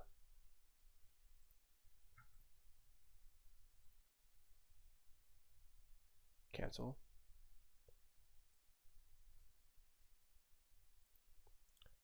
Target a creature. Target that thing.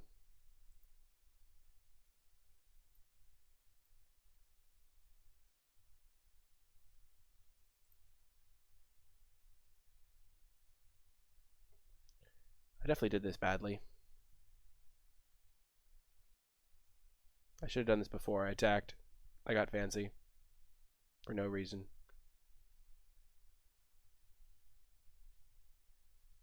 Yeah, he also has a watchdog. Oh, I'm so bad. I'm so sad. I just threw away my carry on him for no reason. I'm not very good, clearly. Whoops. Oops. No, that wasn't UI. That was just me, like, needlessly doing stuff at instant speed. Whoops. That's probably going to cost me.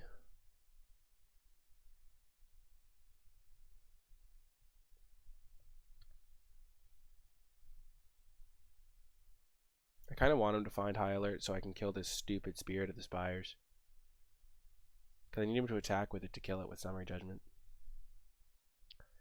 That was so bad. It was kind of sick to get the Blade Juggler value, though.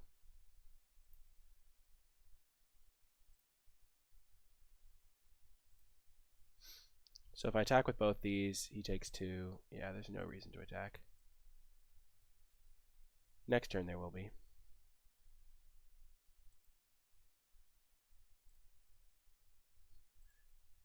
Oh, God. Oh, no. Oh, throwing away that carry-on guy was super bad. That was not a good play. That was just like kind of a me forgetting he had a stupid Watchdog in play. That's a classic for sure. Oh God. Dear God.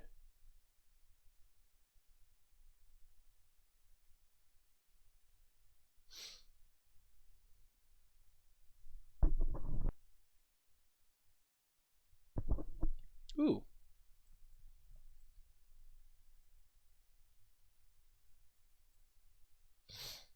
And tricks on board gonna get you. I could get a Lumbering Battlement.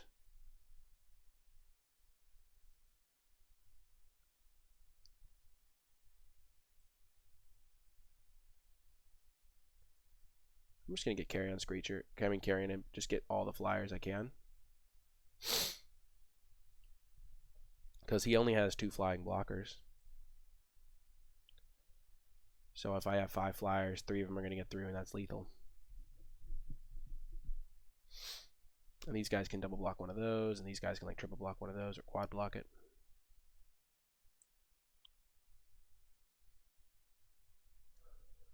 Yeah, secretly I got rid of the Karen's creature just so I could exile one of his creatures and gain that extra 2 life. I sacrificed it for a totally justifiable and not at all accidental reason, clearly.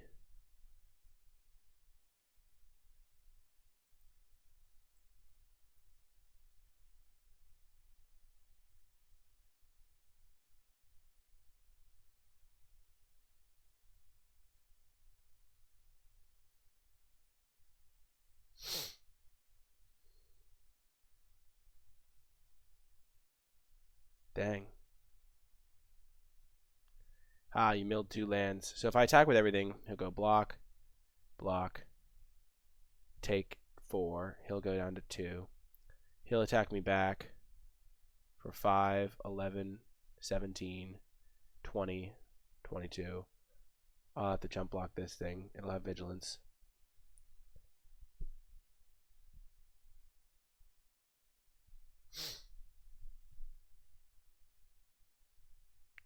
I'll get 1 token. No attack. Definitely no attack. Summary Judgment is so useless because of his high alert.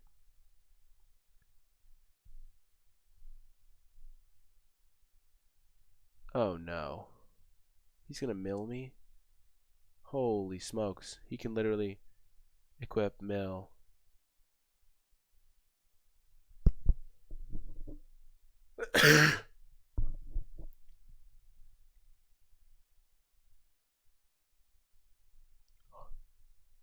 You can also just make one of his guys +3/+3. So Bladebrand is gone. Consign is gone. I still have Mortify. And my Day of Judgment thing. Orzhov Enforcer A. He's not going to throw this. He can literally win next turn. He mills me for 3. I go down to 5 cards. He equips, mills. Oh, he can't kill me quite. So I have like 1 more draw step.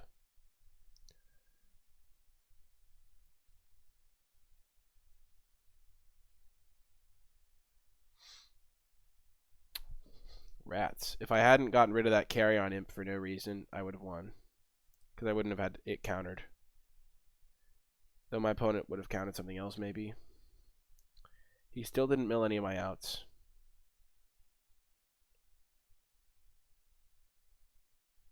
Okay, he milled both of my outs there. Oh, right, never mind. He can just win. He had to draw land. That's what it was. Oh, no, he didn't. Oh, I could have still gotten there. Oh, no, I couldn't have. Oh, man. Phooey. Well, we punted that one, so we deserve to lose, in a way. That's just justice. But we'll be back for our next round, and hopefully we won't mess that one up. Hello, and welcome to round 5, I think it is. Wow, crazy rounds we've had. We did punt last round and lose a game because of it, but no guarantee we would have won game 3 anyway. So we're going to keep this hand. It's not the greatest hand, but it's got some stuff.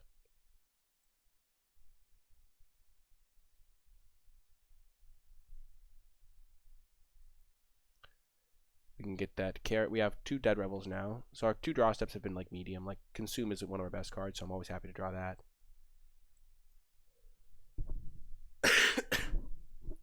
So we played around Quench there. Maybe that was a sign that he has a Quench.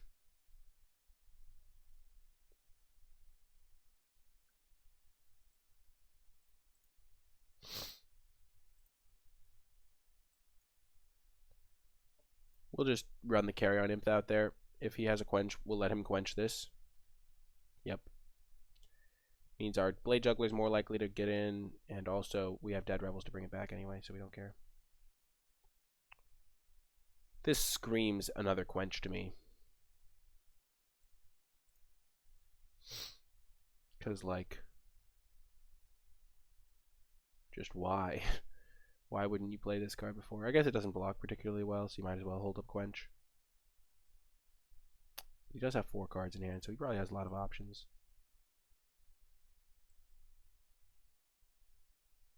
Let's just play our Syndicate Messenger. Get that one quenched. We do want to draw the extra cards, and if we wait till next turn, Blade Juggler does. Yep, it gets quenched. We have the Guilty. If this had been an untapped land, it would have been really good for us, but alas. Sometimes you know they have Quench, but you still get screwed. Okay, now we're going to have to consume because we do not want to have them have that for a while. And they could just play another like 3-powered creature, and then we're in trouble.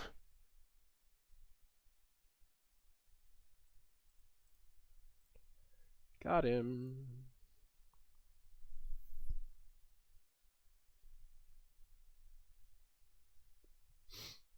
Why wouldn't he give it Vigilance? That's the question.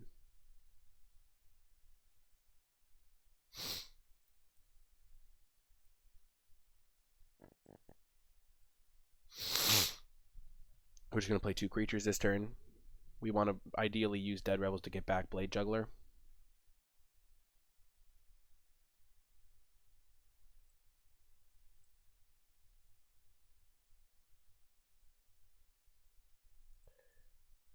We're going to kill that now because it stops our Oligarchs too well.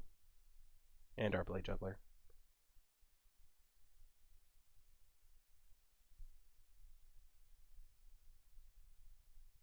Yes! The concession! Concession! Oh, man. So. We know he has the 3/3. We know he has the 1/4. We know he has multiple Quenches. So what plays well against Quench? And the 3/3.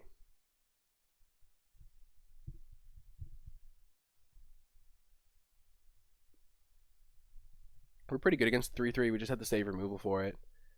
And against Quench, expensive stuff is generally worse against Quench, but he can't always just hold up Quench.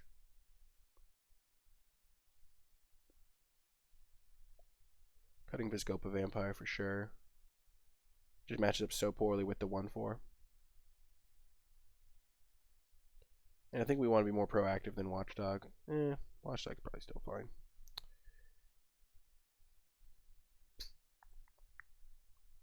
We'll bring in...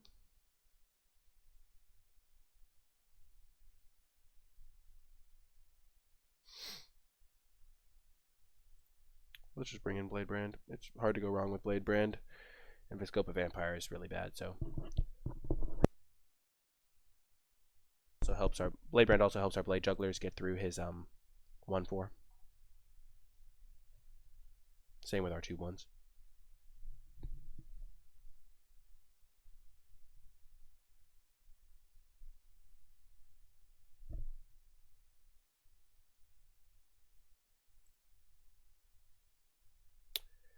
Another great hand. Pretty happy with this one. When you draft a good deck and have good cards, you oftentimes have hands that you're pretty happy with.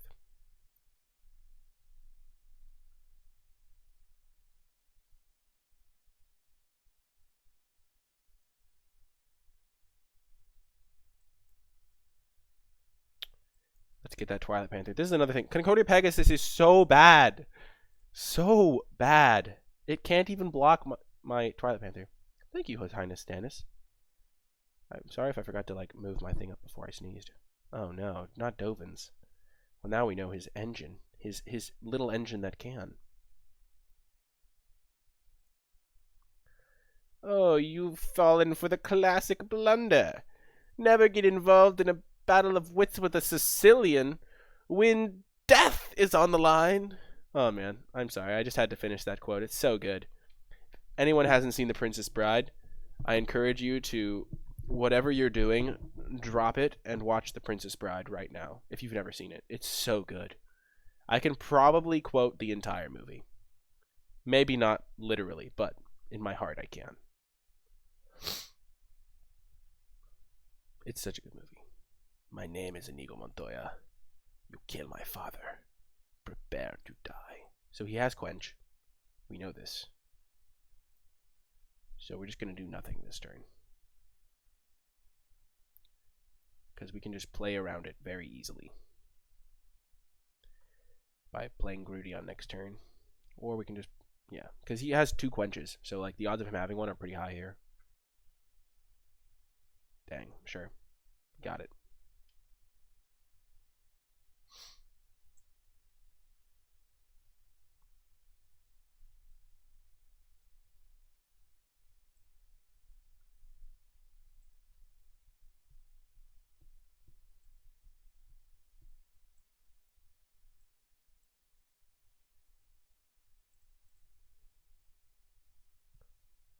I think I did this in the wrong order. I think I'm supposed to play Grudion first. Because he's not going to quench it if I can pay. And then if he blocks, I don't end up not being able to play my Grudion. What was that? You can't use your quench. Oh no. It would be extra mind game if he didn't even have quench. But then he would just cast spells, so.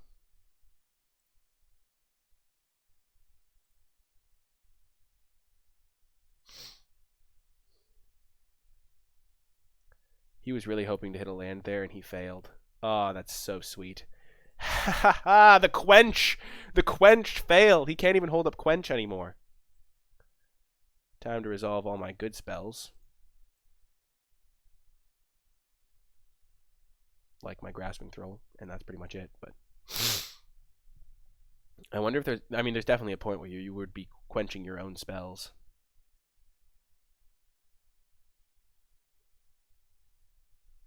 Just to get in for that extra damage. The Damagio.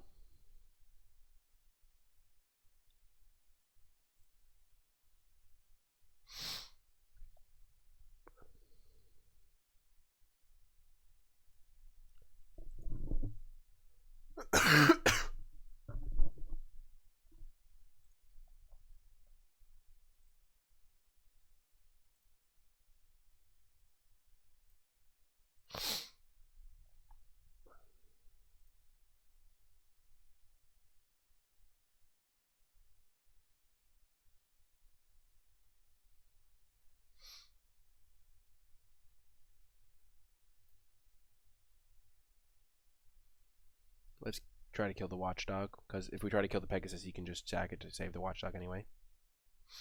It's a fine trade for us.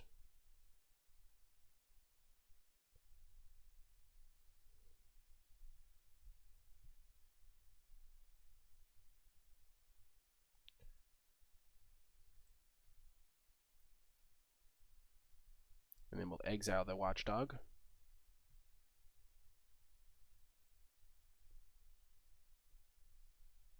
Get out of my house, Watchdog.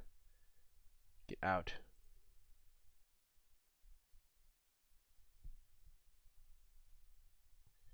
We should probably bring in Sentinel's Mark now that we know he has that.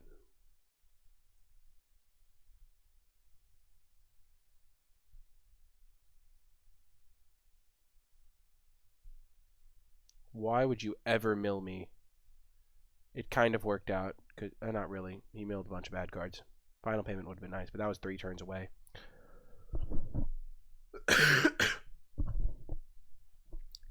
I'm going to guess he has High Alert in his deck as well.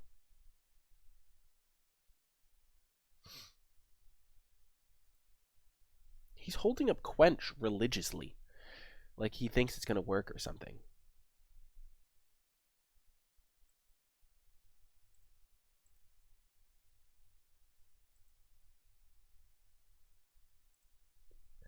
We don't want to trade our Grudion for a Tithe Taker.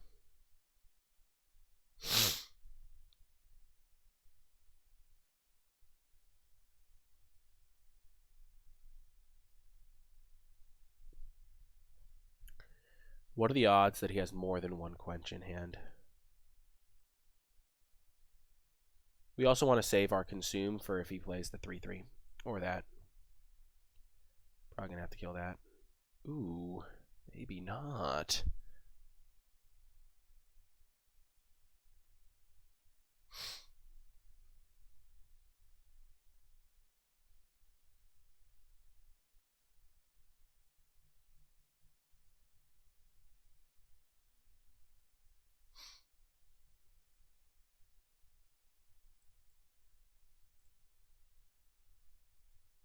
Nice.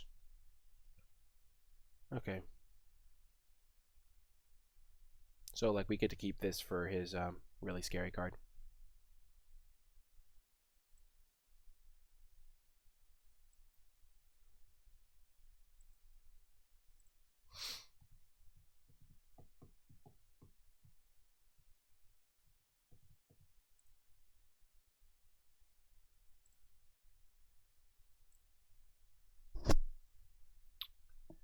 Interesting. Now I kind of wish I hadn't attacked. We traded this and this for this and this. What's our Blade brand? So maybe it was bad. Maybe the Grudion attack was bad.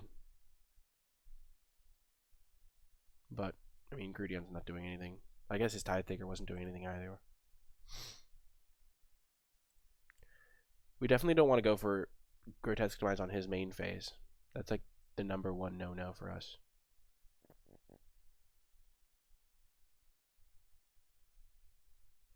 We have 2 Dead Rebels in our deck. So we'll just wait till we draw one of those.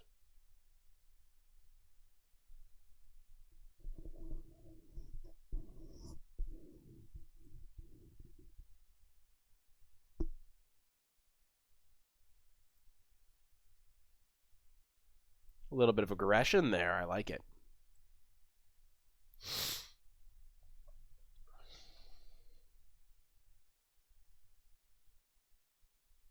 Sure. 1, 2. Aw. There goes one of my Dead Rebels. But now he can't counter the Dead Rebels, so kind of the same. And now I can get back Lumbering Beast. I'm not sure if I will. I'll probably get back Grasping Thrall. And Lumbering Beast. Yeah, Lumbering Beast is going to be good. Just because it's so big.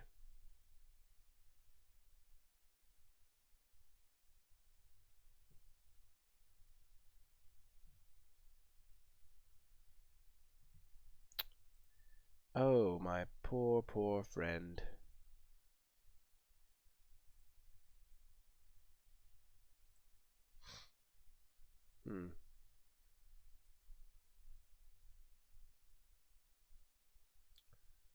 We're going to consume this.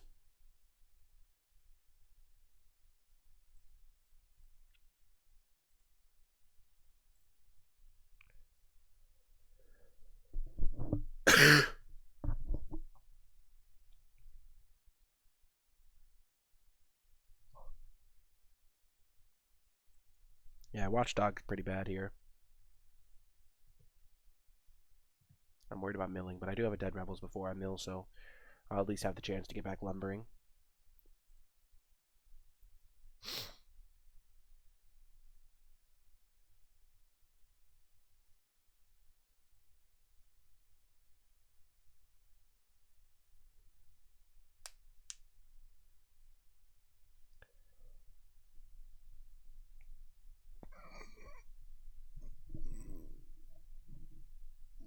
And we haven't seen Law Mage's Binding. Thank you, Avinoche. I really appreciate it. Clear the mind. What a joke. He was already not going to deck first, but I guess he shuffled in his, like, 6-drop.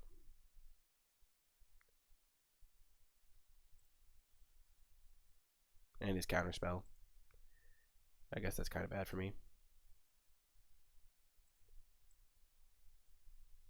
But, like, still.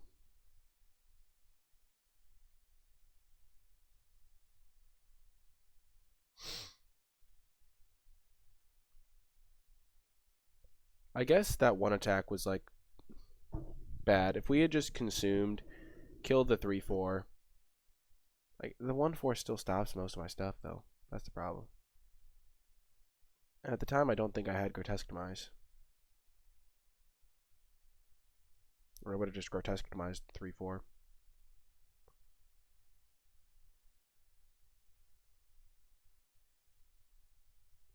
It's definitely a grindy game.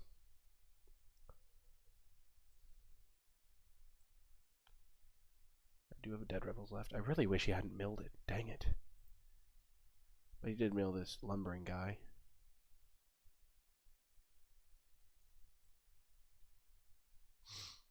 Oh dear. This is the beginning of the end for me, folks. He's going to get a lot of cards here.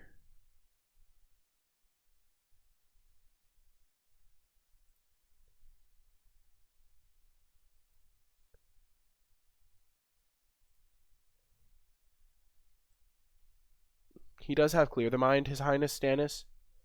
He used it, but it wasn't going to matter because I had way less cards anyway because he thought he like used his counterspell that milled me 3 and I just drew a couple cards from Blade Jugglers and stuff like that. Wow, please don't mill my other Dead Rebels. Please don't mill my other Dead Rebels. 1, 2. Yes! Whoo. So Mortify is kind of fine to get to lose. I'm just glad that oh no. Nice. Well, we lose. We're not going to let him know that we have another Dead Rebels. Jeez, he's a mill deck. I hate mill. I lost to mill last time too, right? Yeah, the stupid shield. Okay. So, Watchdog definitely out. Kind of want the Sentinel's Mark.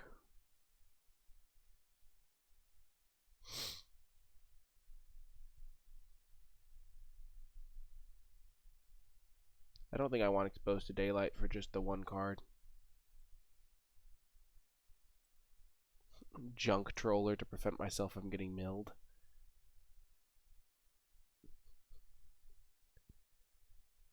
That sounds hilarious. And so bad. Because if he's got me to that... But if he's got me to that point, I literally just draw my best card every turn. That's so funny. I'm going to do it. I know I'm going to lose because of it, but sometimes you got to have fun with life. Oh my gosh. So I don't really want both of these. I'll probably keep one in. Actually, I'm just going to cut both Oligarchs and put in the Twilight Panther. Because he's just got so many like stupid 1/3s and stuff.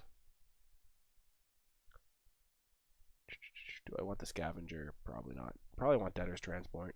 Though it does play into Quench. His Quenches were so useless that game.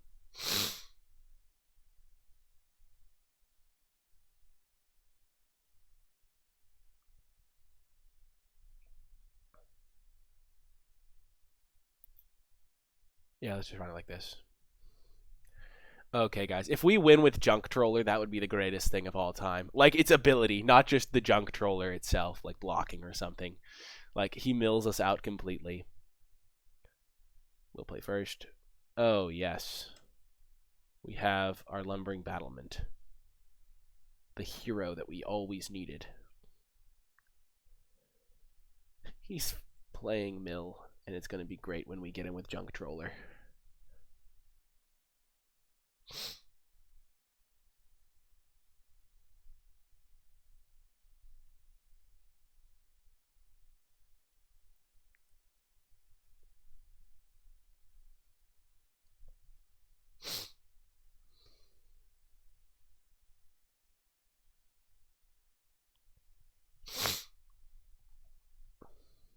Ooh.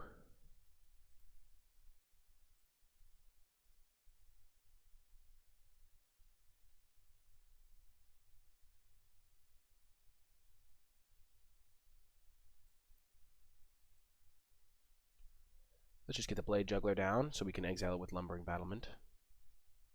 We just wanted to use our mana. Killing the Sphinx of New Prov is just a... Not killing it is just a pretty bad tempo play. Even though we kind of like this to work with Lumbering Battlement.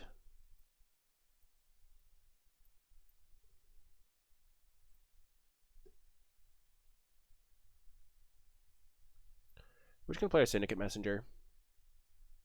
If he Thought Scours, we'd rather this get countered. Yeah. Thought collapsed. No! Well, good thing we can get back our Junk Troller. That's actually the ideal spot for it, because now when we draw Dead Revels late in the game, we can get back the Junk Troller.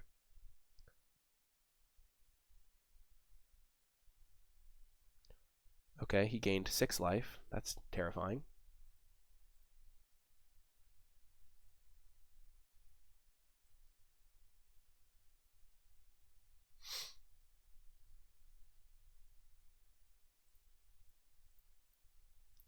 And this Sentinel's Mark means that we can attack through pretty much anything he has.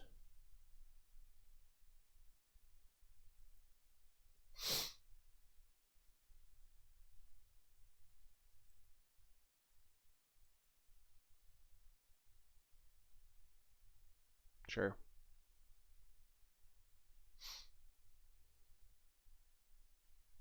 Sure.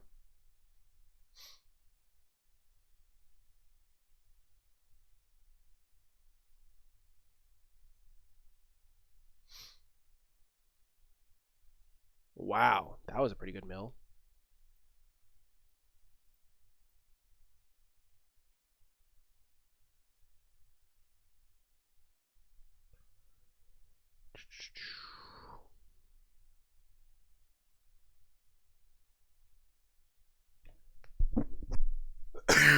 We're not going to exile anything. Just getting a 4 or 5. His creatures are all pretty small. And they have Vigilance, so they don't die to Summary Dismissal. Oh, yes. Oh, yes, we did.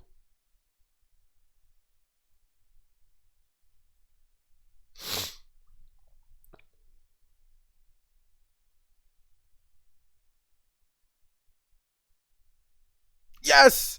Oh, take that, Mill! Take that! Yes! Oh, man. Sweet, sweet justice was distributed upon that Mill opponent. Final round, folks. Let's take a poll. 60 seconds. 5, 4. Vote. Oh.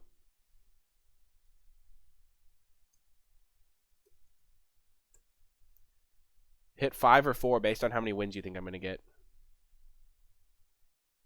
Hello and welcome to the final round. Either we're going to end out with a disappointing 4-2, or we're going to go 5-0. Chat had to vote on what they thought I was going to end up with, and chat has decided that I'm going to get to 5 wins. So I believe chat, and we're going to keep this hand. We have 10 black sources. We're on the draw. You got to live your life, and this is going to be a good one, I think. We're going to draw Swamp or Gate early on. Oh, yes! Yes! Never punished. Whoo, baby. And we are being represented by Karn, who cannot be defeated. Oh, yes, we're against... Oh, this is going to be so good.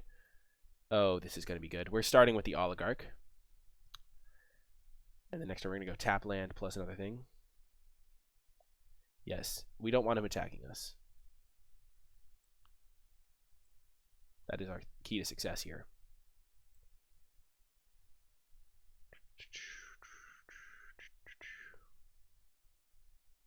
Just getting those creatures into play.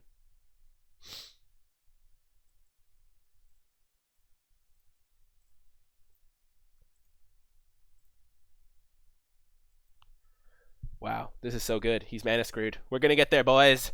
I believe. I believe in the Syndicate Messenger tribal deck.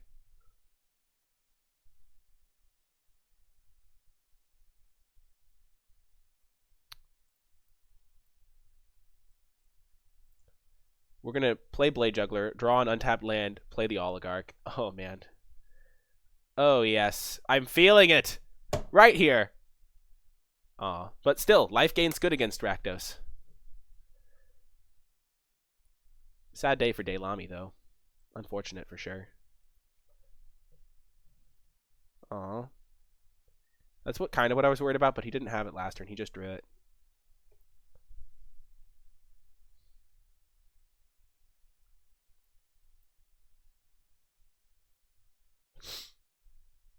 No need to spew our removal. If he doesn't have anything next turn, we can spew. Hit him for 5, 6, 9. Oh, he's got green cards. It's too late, opponent. Oh my gosh. Way too late.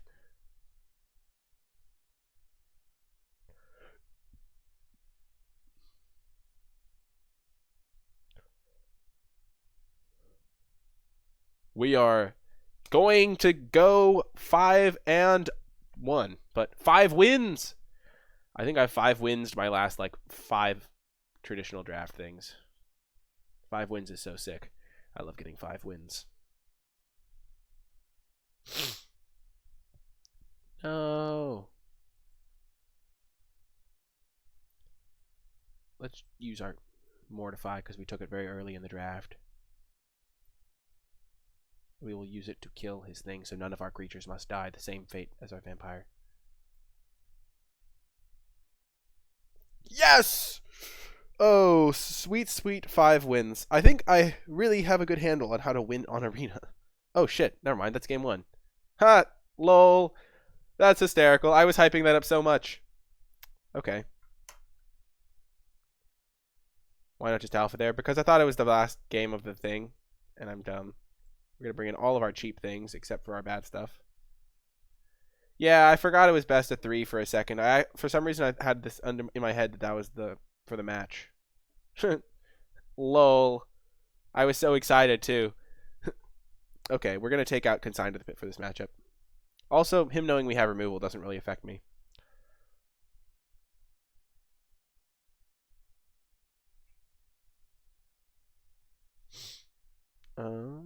So I like those changes so far.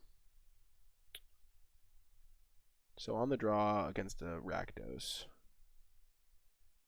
we're going to cut a Dead Rebels.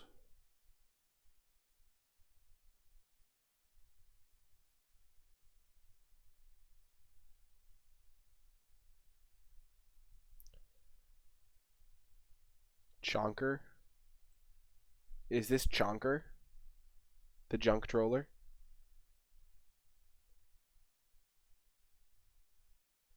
I don't really think the 06 is where we want to be. Chonker? Nah, the 5/3 is too expensive. It's just 6 mana is not something you want to have against Rakdos. That's why I cut my other 6 drop.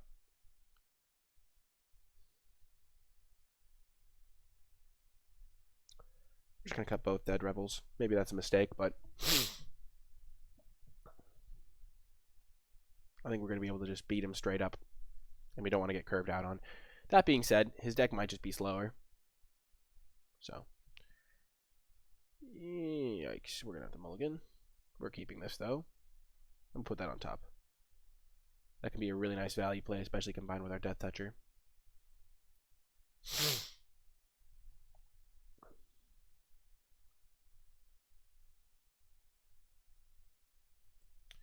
Yeah, I'm regretting taking out a Dead Rebels. I think I might have needed to have those, or at least one of them.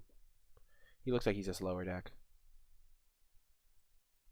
Curses. Grotesque Demise. Grotesque Demise. Now I have my Syndicate Messengers safe.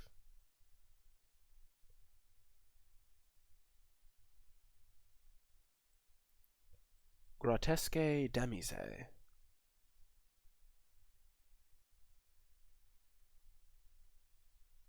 Now if I lose the match after getting so hyped game 1, I'm going to be sad.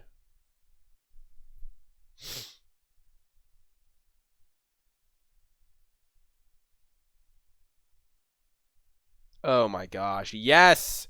I'm so pleased. My opponent's like such a weird, disjointed deck.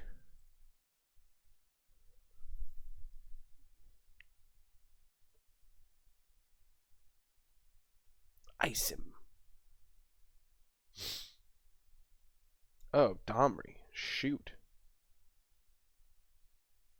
That's probably why he's got red or green or something. I don't even know what his main color is.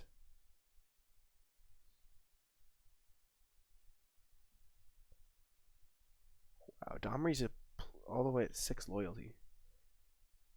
He used the mana and didn't use the mana.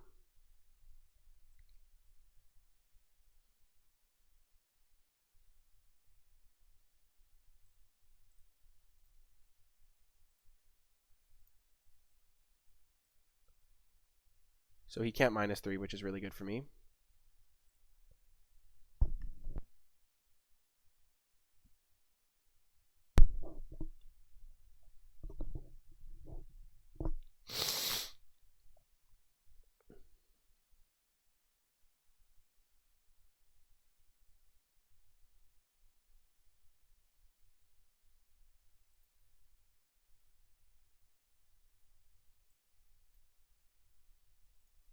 We'll protect our guy.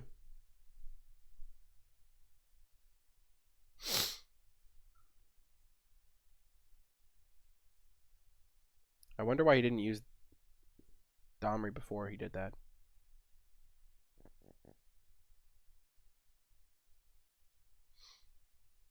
Oh, he has a creature. That makes sense.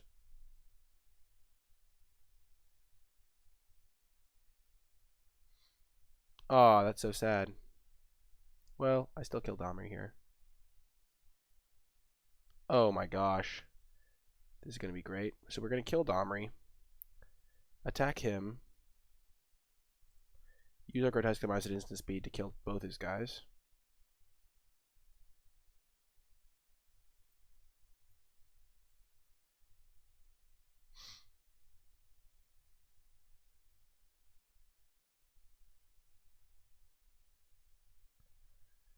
Oh, this is good. Carrion Imp gains us a couple life. Lumbering Battleman's going to be good. Okay. Another Dagger Caster, I don't care.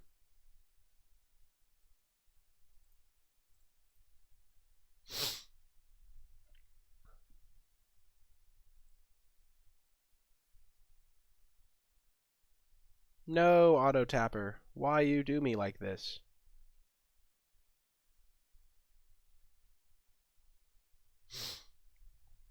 Look how useless this card is right now. Like, he has one creature. Can't even block this guy or double block it.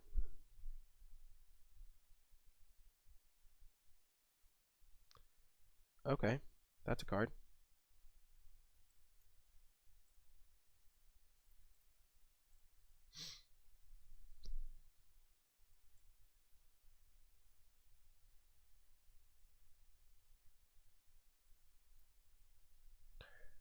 Red-green doesn't really have the tools to exile this or put an enchantment on it.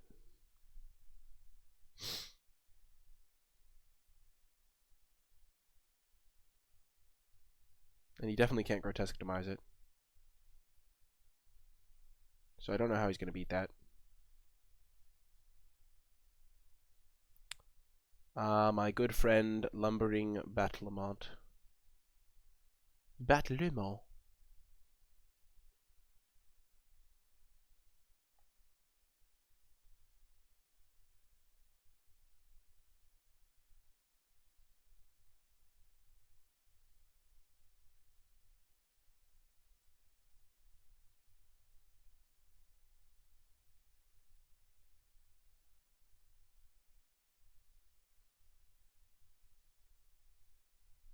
Wow, you got me, opponent. Yikes, that's not where you want to be. I'm still getting a token. Wow, this guy... Oh, the Viscopa guy gaining me a lot of life was really clutch. Gained me like 8 life or something. Wow. Wow, this guy's going full greed. Full greed, and he's still getting owned by the Battlement. I know it's not pronounced like that for any haters. It's Battlement, but I think it's funny to say Battlement.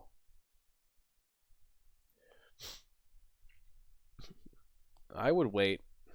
But honestly, if he takes 10 and then I get back my flyers, he loses anyway, so. On the strength of battlement and of battlement alone. Oh my gosh. It's just so big.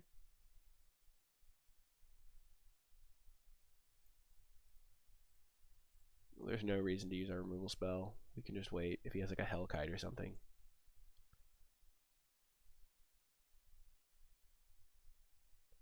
Or if he by some freak chance has like a weird rare that would exile this. Sure.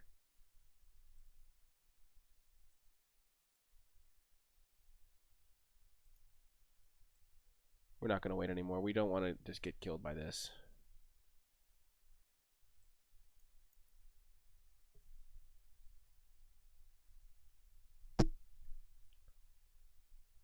Because this is doing us like 3 more damage. And if he gets out of... If he gets... I guess he is going to be above 20 life soon. This man is unreal.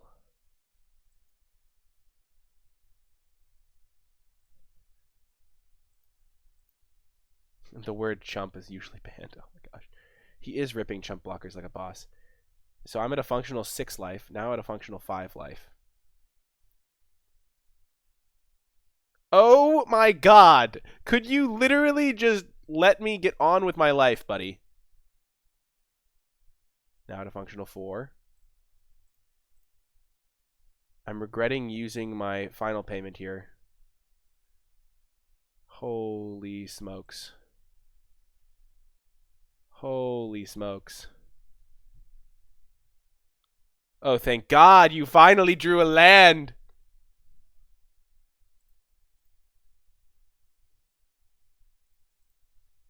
Now it's like intense.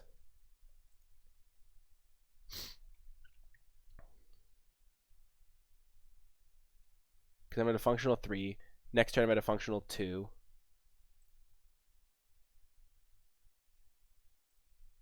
Just please draw a land. That final payment was such a mistake. Oh my god. I lost because I cast that final payment.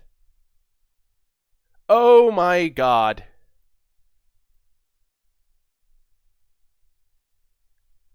Lol. I can't believe I lost this. To ill-gotten inheritance. It was such a joke. And then I like final payment to his 5/5.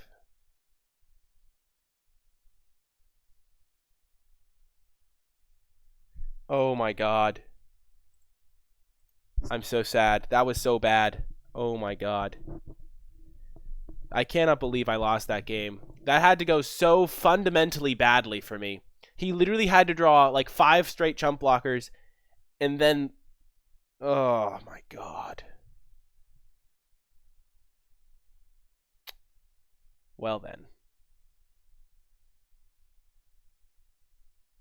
And I punted too. Like, I didn't have to go for that stupid final payment. I could have waited, and then I could have just sacked my massive creature to get my, like, 2/3 back and gain 2 life. That was close only because of how sick my opponent's draw was. That was low-key kind of impressive, not going to lie. We're going to bring back in the Dead Rebels because his deck is much slower than I thought it was.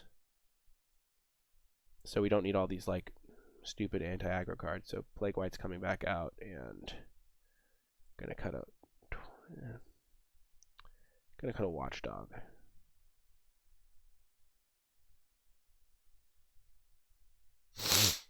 Okay, folks.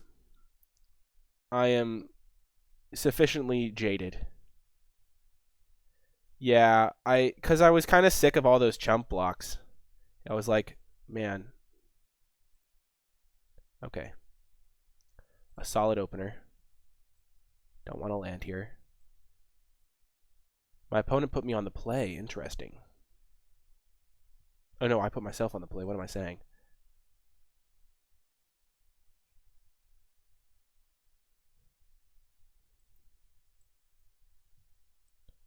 With my Mortify? Or final payment can't kill.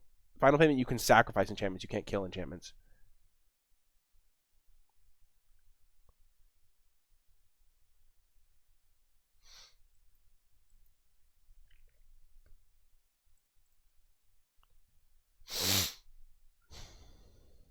He seems a little bit weak to flyers.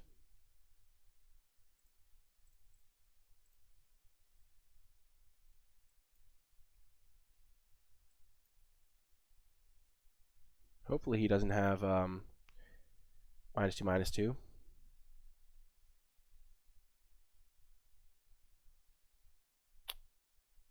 Yikes. That's bad for me.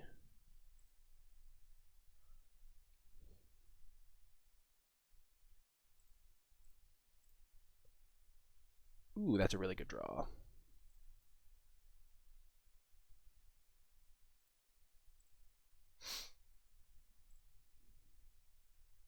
Him dealing with my flyers is going to be tricky for him, I think.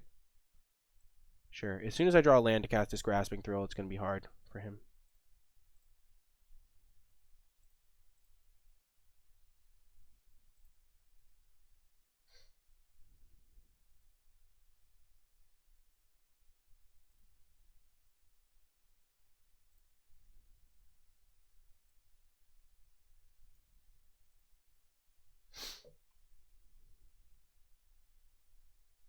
Oh, there's a Dead Rebels.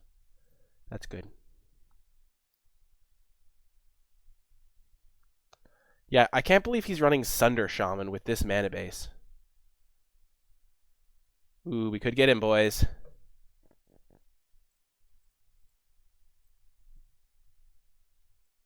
Gonna play that Syndicate Messenger.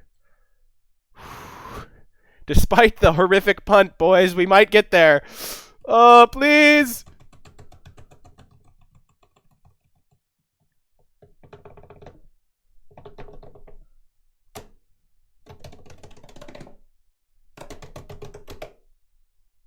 Oh, the Brush Strider! Oh, the life gain! You monster opponent.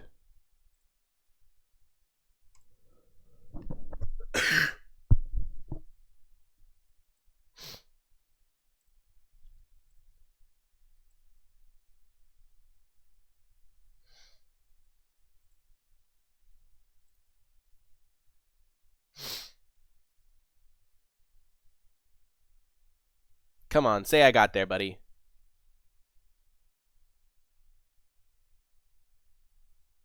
Pal? Just give me a land. This Grasping Thrill's gotta be game. It's gotta be GG if I play the Grasping Thrill. Oh.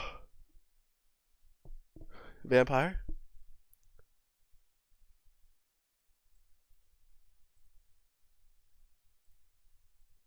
He gave me the GG! Yes! Yes! Oh, I'm so happy we won that. That would have been so sad. Oh, man. Imagine losing that match after my overconfidence round game 1. Oh, my gosh. We got to 6 wins. I mean, 5 wins. Dang, I can't even count. There's 6 packs.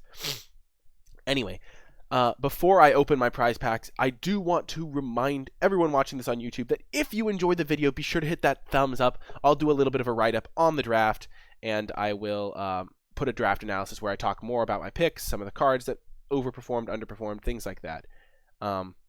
So if you want to see that, be sure to hit the thumbs up. Also, just hit the thumbs up to support the channel. It's really nice. I'm sure everyone that makes it to the end of this video is going to be hitting the thumbs up because it means they want to support my channel and enjoy the video and stuff like that. So I'm counting on you folks. Anyway, if you do enjoy the video, also be sure to subscribe to the channel. Check out my Twitch stream to catch all of the action live. The stream is really fun, and we had a lot of people today, and it was really cool. And also, yeah, leave a comment if you have any questions. And also let me know if you're excited for a Magic Online video. But anyway, that is going to do it for the video, other than claiming our prize and getting these packs. Let's open these boosties. Ooh, the Vanifar. I like it. That's the way. I like it. Okay, cool, cool. Lots of cards. Ooh, that's a good one. I like it. We've opened some pretty good mythics. We've opened 3 mythics. No, 2 mythics. Some duds, but that's mostly because a lot of the good ones I already have.